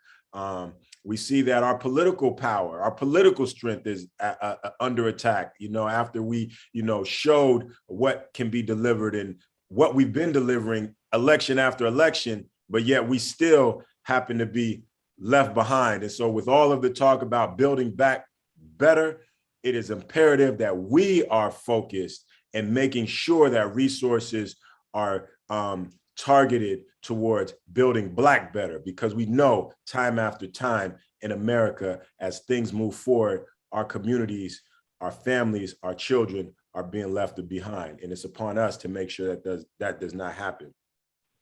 And so, it's with that national and I think regional and local context that I am here to and honored to share with you about our review of 2021 and our preview for 2022 as the State of Africatown 2022. So if we could get that first slide, I would appreciate it. All right, next slide, please. Here you go, White King. Yes, and so we continue in our work around building a future that honors our past. We reference our past to know what's in us so that we can tap into that resilience, to that genius, to that creativity in terms of addressing our current opportunities and our current challenges as we move forward. Next slide.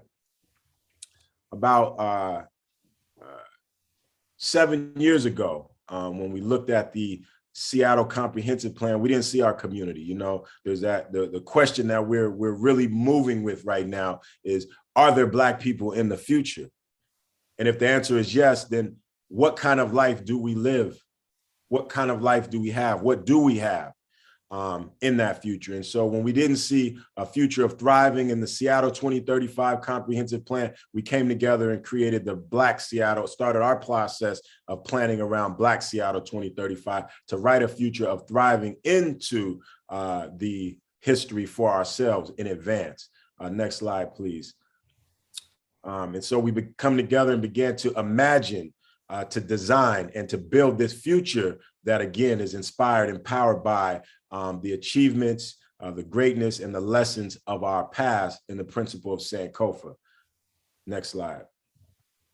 And so Dr. Sharon Sutton and architect Donald King led a studio at the University of Washington around the Midtown Center, the future of Midtown Center, and what would Afrocentric design, what would design look like that actually celebrates and honors our experiences and our presence in the built-of environment look like. And so the students came and they came up with some concepts.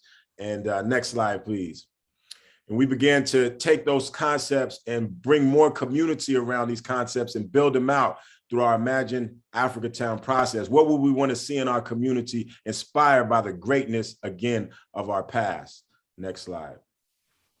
And so we begin to say, what can we do now temporarily to show what we want to project into the future permanently? And so we took and did an installation to, again, bring these ideas that community had came together around to life.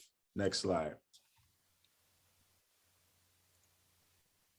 And we had brilliant artists such as Melvin Freeman from our community put our images onto the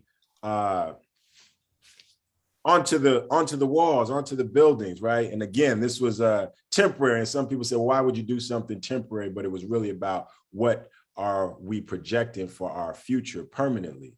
Next slide. And so now, if you go to 23rd and Union, you see the results of those imaginations, of those visions, of those ideas for the future now present in the permanent structure that is built there. And so you drive by and you see community greats and those who paved the way and helped build the community memorialized there. Next slide. And now we are working to move forward with Africatown Plaza to complete the block. So you saw one side of the block that's built, but our building is not built yet. And so this year, or 2021, we actually closed on our construction financing of $60 million to start and build our building, which was again designed with our community's input around Afrocentric design. And it'll look different from any other building there. It'll be a place of connection, honoring our journey and history and healing, because we know how much pain is associated the way we've been displaced from the community, the way our community has been destroyed over many decades. And so again, creating a space, and we had an international art call where we have brilliant artists that are Seattle-based, local greats, nationally, and even all the way around the world into the continent of Africa who submitted. And those artists will then be bringing alive our story and our aspirations and our journey on this site as well. Over almost $500,000 into artists, Black artists, community, into artists' hands, supporting our arts to help make this a place where we come back to. Next slide. Next slide. These are some of the, what the artists, just a sample of what these brilliant artists brought forth for our community that will be present on that site. to again, inspire us, encourage us, and honor us. Next slide, please.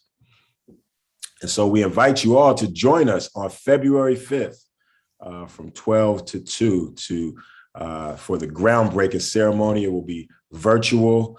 And so look out for your invitation to join us as we break ground on the Africatown Plaza site, which was where Africatown really was born at the Umoja Peace Center. Next slide.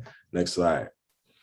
And also in 2021, we continued with the work that was established in 2020 to take a site that was going to go into market rate housing that would be unaffordable and continue the displacement of community, and community rallied, led by King County Equity Now. And we were able to close on acquiring that block for $14 million in 2021. And so now Africatown Community Land Trust is the owner of that building. Thank you to all of our community that supported, that raised your voice, that showed up to meetings. It's right across the street from Langston Hughes. And the long-term goal is to put nearly 300 units of affordable housing, again, building on the legacies of Liberty Bank, Africatown Plaza, to again, bring our community back, keep them here, support our businesses and other institutions that we need in the community that need space to stay in the community. Next slide. In the short term, we have activated this building, which was formerly the Cairo Assisted Living Center, serving primarily Japanese elders in the space before they sold the building.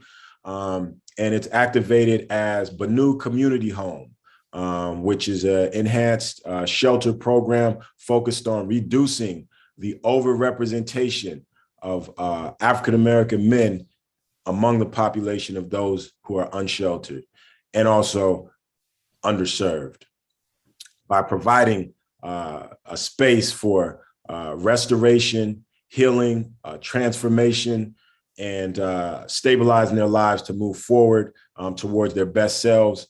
Banu is an African Kemetic or Egyptian symbol, which derived the phoenix. We're more known as the Greek phoenix, which is a rising, represents rising or rebirth, regeneration, self-creation.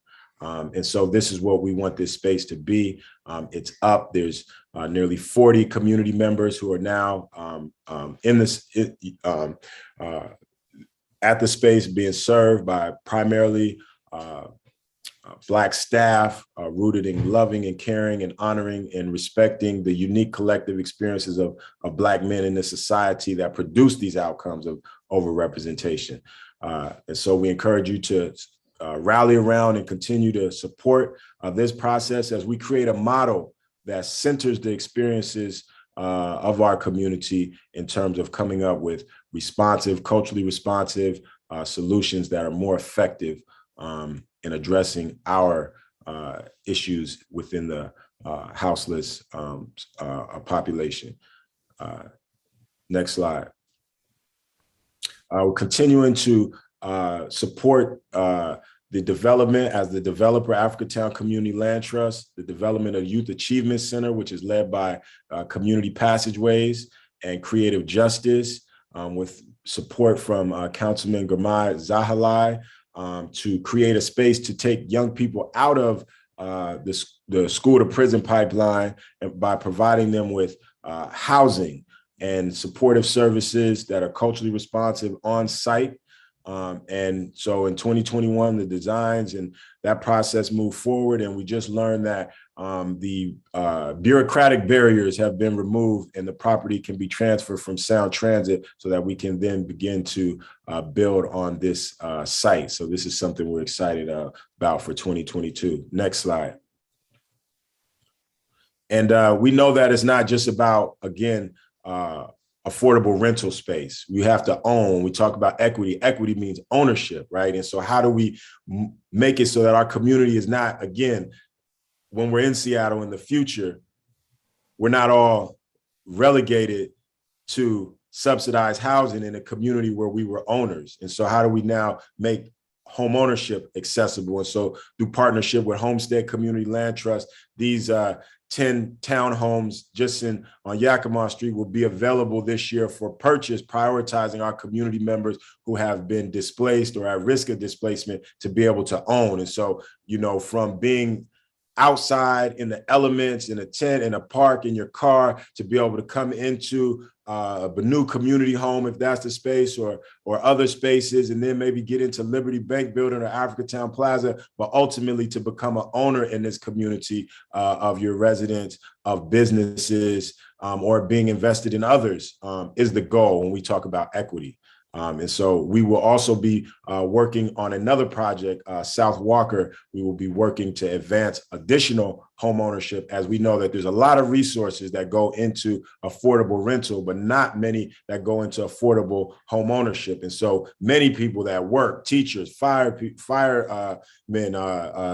nurses, are not able to afford to live in this city, even though they get up and go to work every day. And they may be working 2 jobs because of the cost of housing is just so high. And so we want to make that accessible and look forward to working with the city and state and county around home ownership in our community, as well as many others. Next slide, please. And when we talk about economic development, last year was the 100th anniversary of the burning of Black Wall Street, which was originally called Little Africa. Many people don't know that it was called Little Africa, but became more prominently known as Black Wall Street in Tulsa, Oklahoma, and was destroyed by an act of terrorism on May 31st and June 1st of 1921. And so we honored that and the many other Black Wall Streets like Rosewood and Durham and all over this country that were destroyed, some by terrorism, some by policies and practices such as urban renewal and federal highway acts and other things of that nature, by creating a Black Wall Street on 23rd in Jackson with over 150 businesses on that day. To show what we, again, imagine for our future. And then we will continue to design and build that into our community through the many great business support initiatives that you heard, the RUB initiative, the DID initiative, Black-owned business excellence, right? So that all of this is working to support a thriving Black business district and community. We don't all have to live in the Central District. All of the, Pan-Asian community doesn't live in Chinatown, International District, and Little Saigon, but it's still an economic and cultural epicenter for them in this city and in this region. And ours should be honored, and we should have that going forward as well, even with branches of our community all over the county and the region. And so, next slide, please.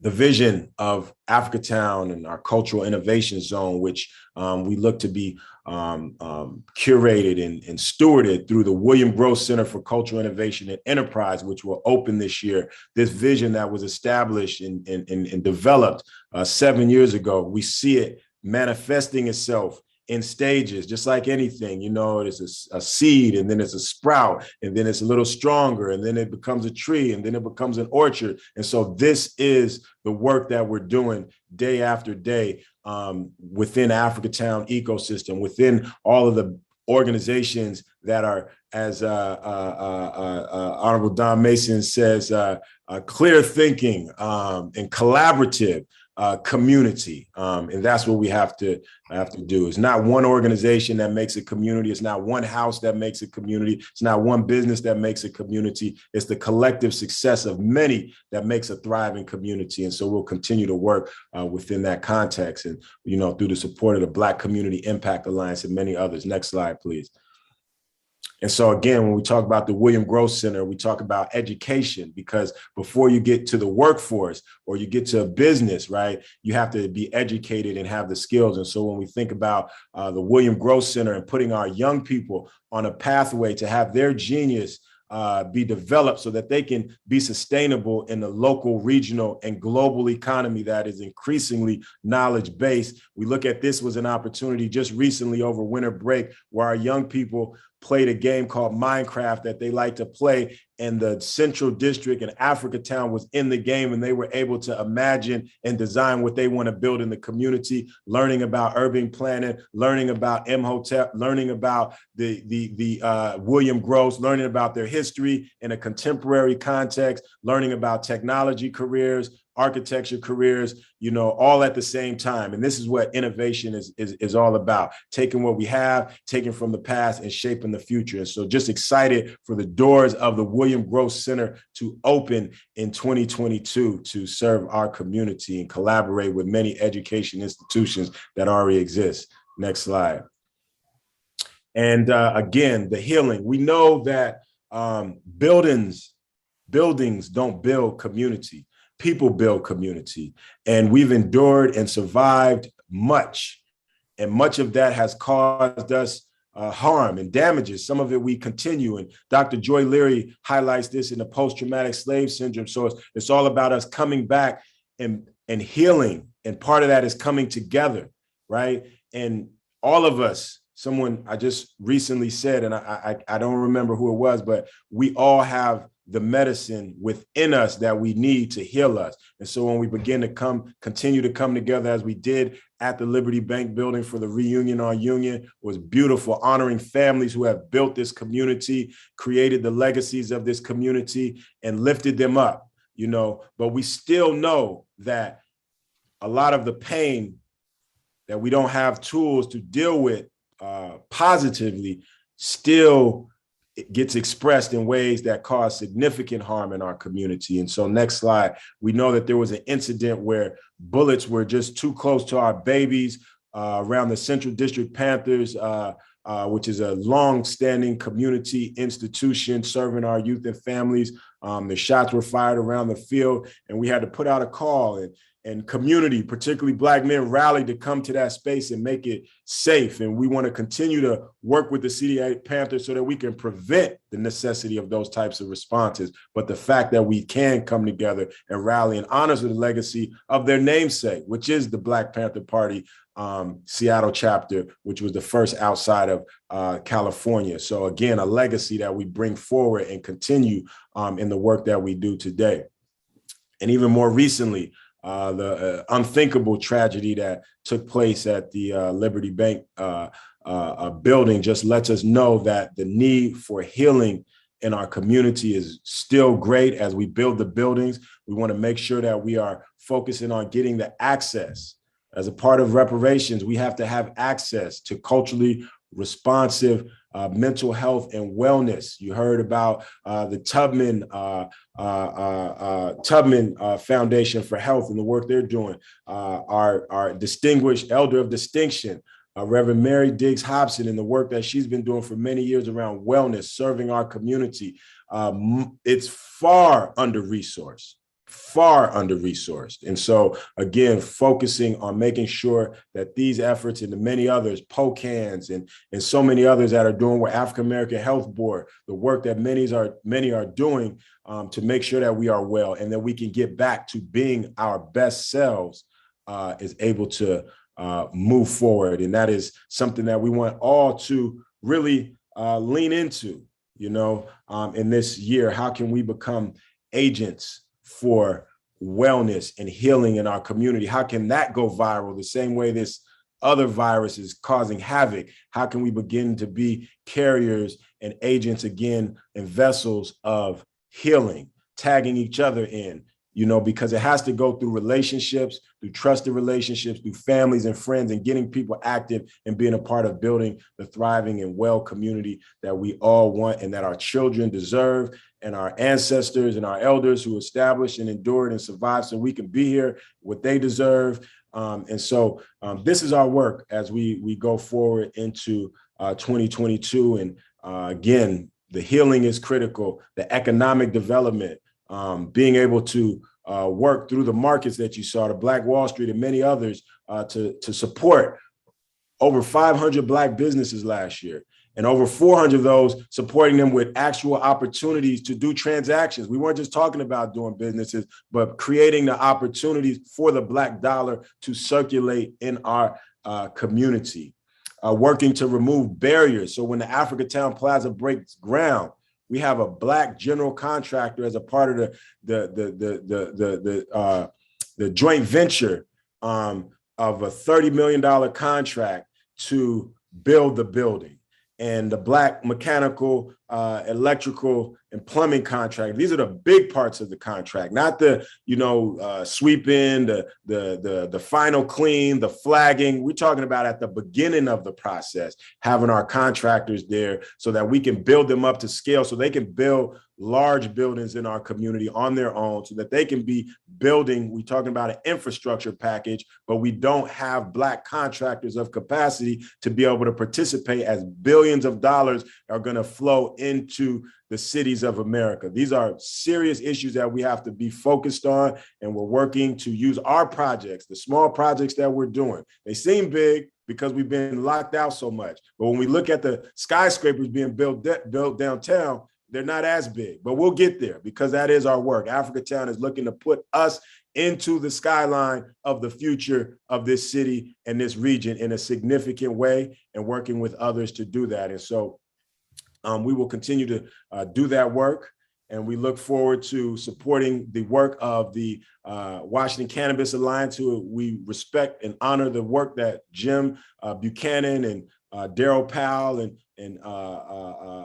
others have done to get the governor to put $125 million into the budget for a social equity program fund. Now, the work is to get half. $1 billion is generated every year by cannabis and taxes, and we know who carried the burden of unjust or a disproportionate criminalization of it, and now are not able to participate in the economic opportunities. And so the real goal is for half of that $1 billion to come into community as a part of reparation and restoration, restorative policy. And so again, continue to support the work so many are doing in our community to build our Africatown. And Africatown is about maintaining and creating and developing and stewarding space where our beauty, our brilliance, and our best can grow and thrive into the future of this community.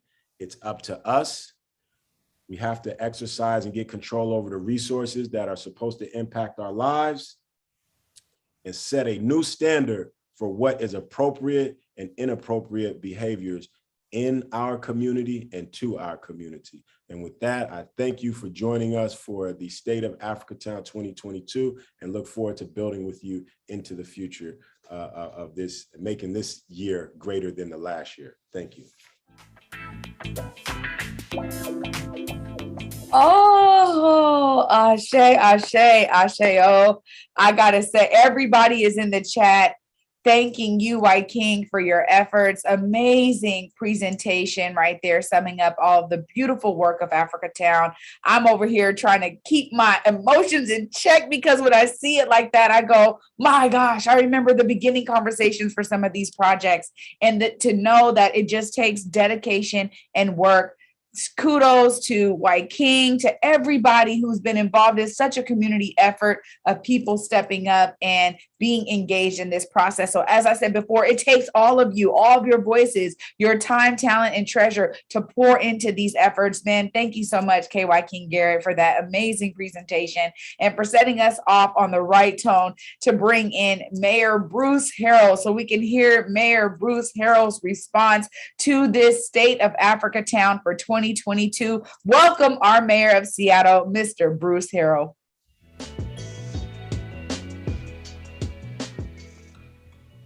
Thank you so much, Trey. So let me react very shortly and quickly and sweetly by saying, I'm in the city of Seattle's in. I mean, let me tell you what I see. Let me tell you what I hear. Incredible leadership, incredible integrity. Quite candidly, the actualization of dreams that many of us had when we were younger in the Central District and in Seattle. I see Rodney Proctor there with all of the theatrics there. That's my friend for 40 years. He looked like he's mad at me. I haven't even started yet. So a few of my homies on this channel texted me and said, well, Bruce, are you a elder? And I'm a literal person. So I looked it up, and a few descriptions. This is not given to heavy drinker. Definition of an elder. The Hebrew word for elder means beard. I'm not wearing a beard these days. It says not given to heavy drinking, not violent or quarrelsome or quick-tempered, enjoys having guests. With Omicron, please. One who exhibits self-control at all times. So I'm not an elder, at least by those traditional standards, because many of you know I'm known to go off when I get riled up. But the work that you all are doing that will undo the effects of what occurred in 1619 in Jamestown, Virginia, many data would suggest, of course, that there were slaves even brought here in North America as early as 1500. So whenever you go back to date the original sin, that this work we're doing is clearly undoing that kind of work. So it's not going to be done overnight. But I am honored and blessed to be the mayor of the city, to be able to work with you collaboratively and collectively to visualize and actualize and invest in the dreams that many people before us could only dream and could only hope and pray for. So I'm honored. Let me go through a few things, because I was taking notes, and White King's dealt with me before he knows that I try to take notes. So I'm going to start off by thanking Trey Holiday and Curtis Calhoun and Don Mason, Curtis and Don, who are elders. I think they got a few years out of me. I want the energy, the love. When they talk about looking at the wealth gap and using education as one of our equity drivers, that's why I hired for the first time in our history a Sister Adia Memory to be our equity officer. And you're going to see a plan this year that is not only supportive of what we talked about on this call, but you're going to see us operationalize it and measure it and make sure that I deliver what you've asked me to deliver. We started singing the National Black Anthem, which, I've been singing my entire life. Many of you know that was originally sung and came to notoriety during Abraham Lincoln's birthday, written by James Weldon Johnson. And that is a song of liberation and affirmation. And so when I hear the vision of Africatown, quite candidly, that's what I believe in: liberation and affirmation of our strong, beautiful community. Reverend Mary Diggs Hobson, the awardee, when she talked about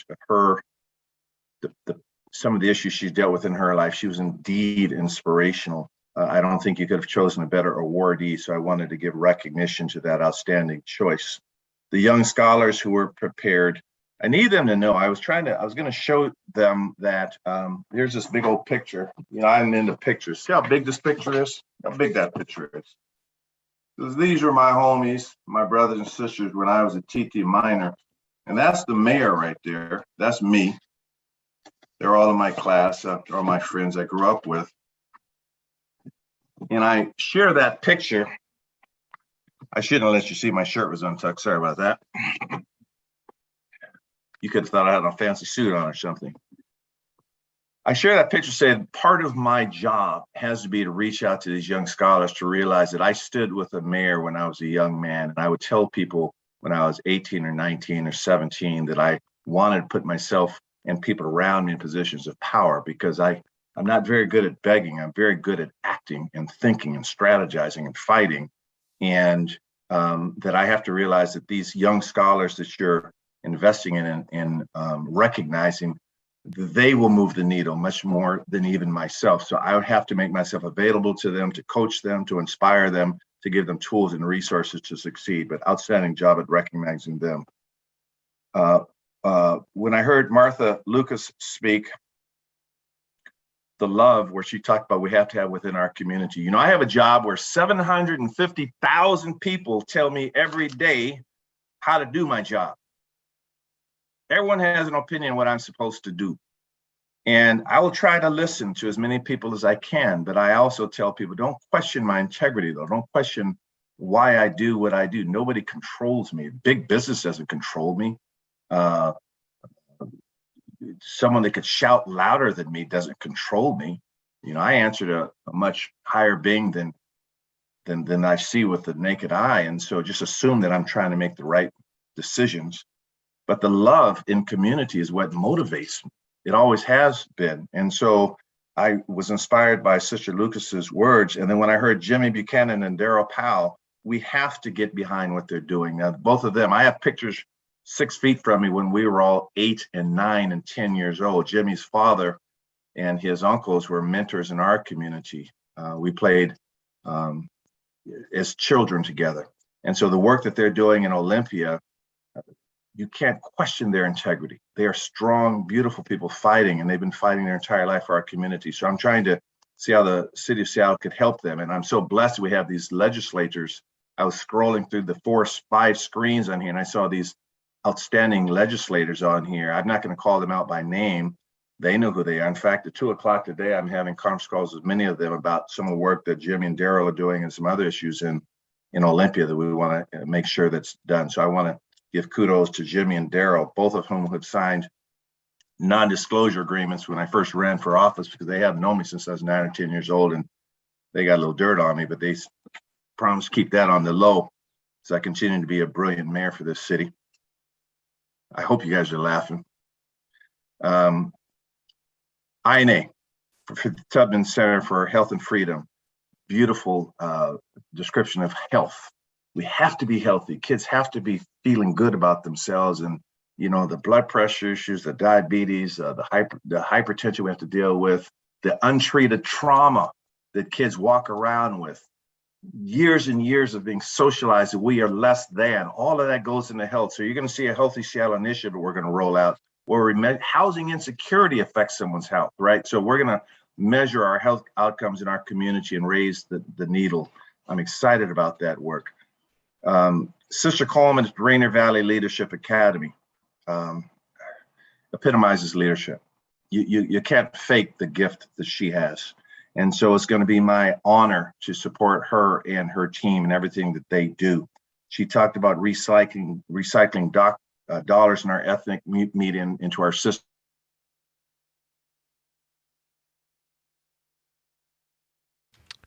Oh, Mayor Bruce, I believe we lost your mic. Against me. There we go. I had people going against me and certain opinions and wouldn't even give me an interview to let me give them the time of day. The ethnic media, and I'm not asking that they agree with everything with me or not.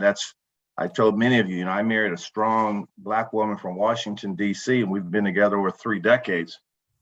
I'm still trying to get her to agree with half the stuff I say. So it's not about complete agreement, but it is about making sure our voice is heard. Kudos to Sister Coleman. Isaac Joy is brilliant, and I look forward again. I'm going to come back and talk about he and Y King in a minute, because they're very specific. They're very granular, as they should be. I am blessed again to be in a position of power, and so I extend my hand of partnership with you, and we'll move forward. So I just sort of want the Red Barn Ranch, 37 acres. I have it. He described it as a slam dunk. Well, I did play JV basketball for Garfield. I could touch the net. I couldn't dunk, but if that's a slam dunk, I'm all in. And so we'll talk further about that project. Sister Tugger, Black-owned business. I got to tell you, the first thing I wanted to do in this first month is I'm hiring folks from our community as part of my administration. So when I poached Derek Wheeler-Smith from the county, when I hired Tanny Williams or Adia Memory or Gerald Hankerson and Davita Briscoe, I'm also seeing some talent on here. So some of you are going to get calls, because that's the best thing I could do is pick superstars from our community and put them in positions of power. Sister Tucker was absolutely brilliant. I managed the largest Black firm in our state, and we were unambiguously strong and talented. And so we would pitch the business by saying, simply give us a chance, because we're better. And we happen to be the largest Black-owned law firm in the state. And so her energy was incredibly unprecedented, and I love it. Lewis Rudd and Sister Jackson Gandy, I got to tell you, they epitomize giving back. They're doing well. They had an opportunity to do even better. But what did they say? It's not about me. It's about my community. So I was incredibly impressed, and I know both of them and the work that they do. And then I wanted to close 2 other thoughts by saying, with Y King Garrett, well, I'm going to follow his lead. It's as simple as that. He did say something, I don't know what the heck, the brother. By the way, Y King, you went over into my time, by the way. I was timing you, brother. I mean, you're enthusiastic about your plan. Your plan is brilliant, but you're cutting into a brother's time. So I'm speaking quickly here. So we're going to go a little slower so I can understand the slideshow, but I get it. I get the vision, and you are showing the kind of brilliance that I have to make sure that I'm a partner with. So I get it. We're going to talk offline about it. The one statement you said the focus seems to be drifting away. I got to tell you, I don't feel that. Perhaps some others. I believe that we are doing this work with laser focus. I've been in a job for 3 weeks. I wasn't going to be on this call only because I was going to be meeting with Sister Marcia Fudge, who many of you know it took Ben Carson's place, that reports to Biden, the housing director. So now we got a chance to get billions of dollars into our community. She was the national president of the Delta Sigma Theta sorority. She hails from Ohio, originally from Ohio. She's in DC now. The Secretary of Housing under Biden. I have her personal number now. I met her a few weeks ago. Dynamite sister, right? And I got to tell you, I'm putting a face on Seattle because she found out I was Greek as well. I'm an alpha man. And she found that out, and she had people, I wanted to arrest you, but had all these alphas coming up to me, some Qs, some Sigmas, some other the lesser fraternities. No, I'm just joking, not the lesser. Some other people were coming up to me. And so she's going to come here to Seattle. And I talk about what you all are doing in Seattle. And they're like, really? I'll say, oh, I'm going to show you. I'm going to have a reception here for Seattle and tell you that we could figure this stuff out here in Seattle because we have all this wealth around here. We got Amazon and Starbucks and Microsoft. I says, and we got talent here. And I says, and all we need are the right resources. We'll take it from there. So I have the attention of the right people. And that's the only reason there was a possibility I had to miss this, but I didn't go because of Omicron. I didn't go to DC, and we're going to do some stuff in March because that is my job. I have to find the resources. So I'm in on that. And then last I'll say, I want to say this, that I'm into sustainability, and I apologize if sisters like Don Mason and others who I consider family that knew my mother and my father doing this kind of work. That I just asked you this, and I'll close with this, that I'm far from perfect. My heart is clearly in the right place. You could talk to people like Darrell Powell and Jimmy Buchanan that will say, this mayor that we elected, same dude he was when he was 10, 11, 12 years old, fighting for what he believes is right. Perhaps sometimes a little quick to go off on folks, but always from a position of love, always from a position of love. This community has, I close with a personal story that when I was at Garfield as a kid, I was playing basketball, I was 12 years old. I was going to Meany at the time, and I was there with a couple of my homies. And some boys around 14, 15, they took our basketball, they took our basketball, they threw the basketball at us, and they bullied us out the gym. And so I had to walk all the way from the Garfield to the 24th and Olive where I was raised, and I was crying. And what made matters worse is my older brother was part of those boys, my own brother, and they were bullying us. And, Jimmy and Darrell weren't part of this group at that particular time. And I walked all the way back and I said, you know what? I hate bullies. I hate bullies. I hate people that are in positions of power that abuse it. And if I ever become in a positions of power, I will open up my hands and share it. That is in my DNA. That's the little old black Asian boy from the CD that commit to you to make sure that the power that I have, that I open my hands and share it with you. So I'll close with that. And thank you for having me as I shut this blind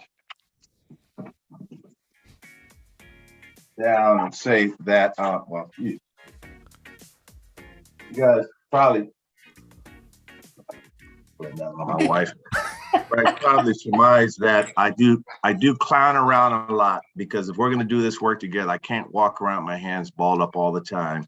It has to be a sustainable journey of love, and I sense the love on this call. So thank you very much for blessing me with the opportunity to share some words. Thank you very much. Thank you so much, Mayor Bruce Harrell. Everybody has been in the chat.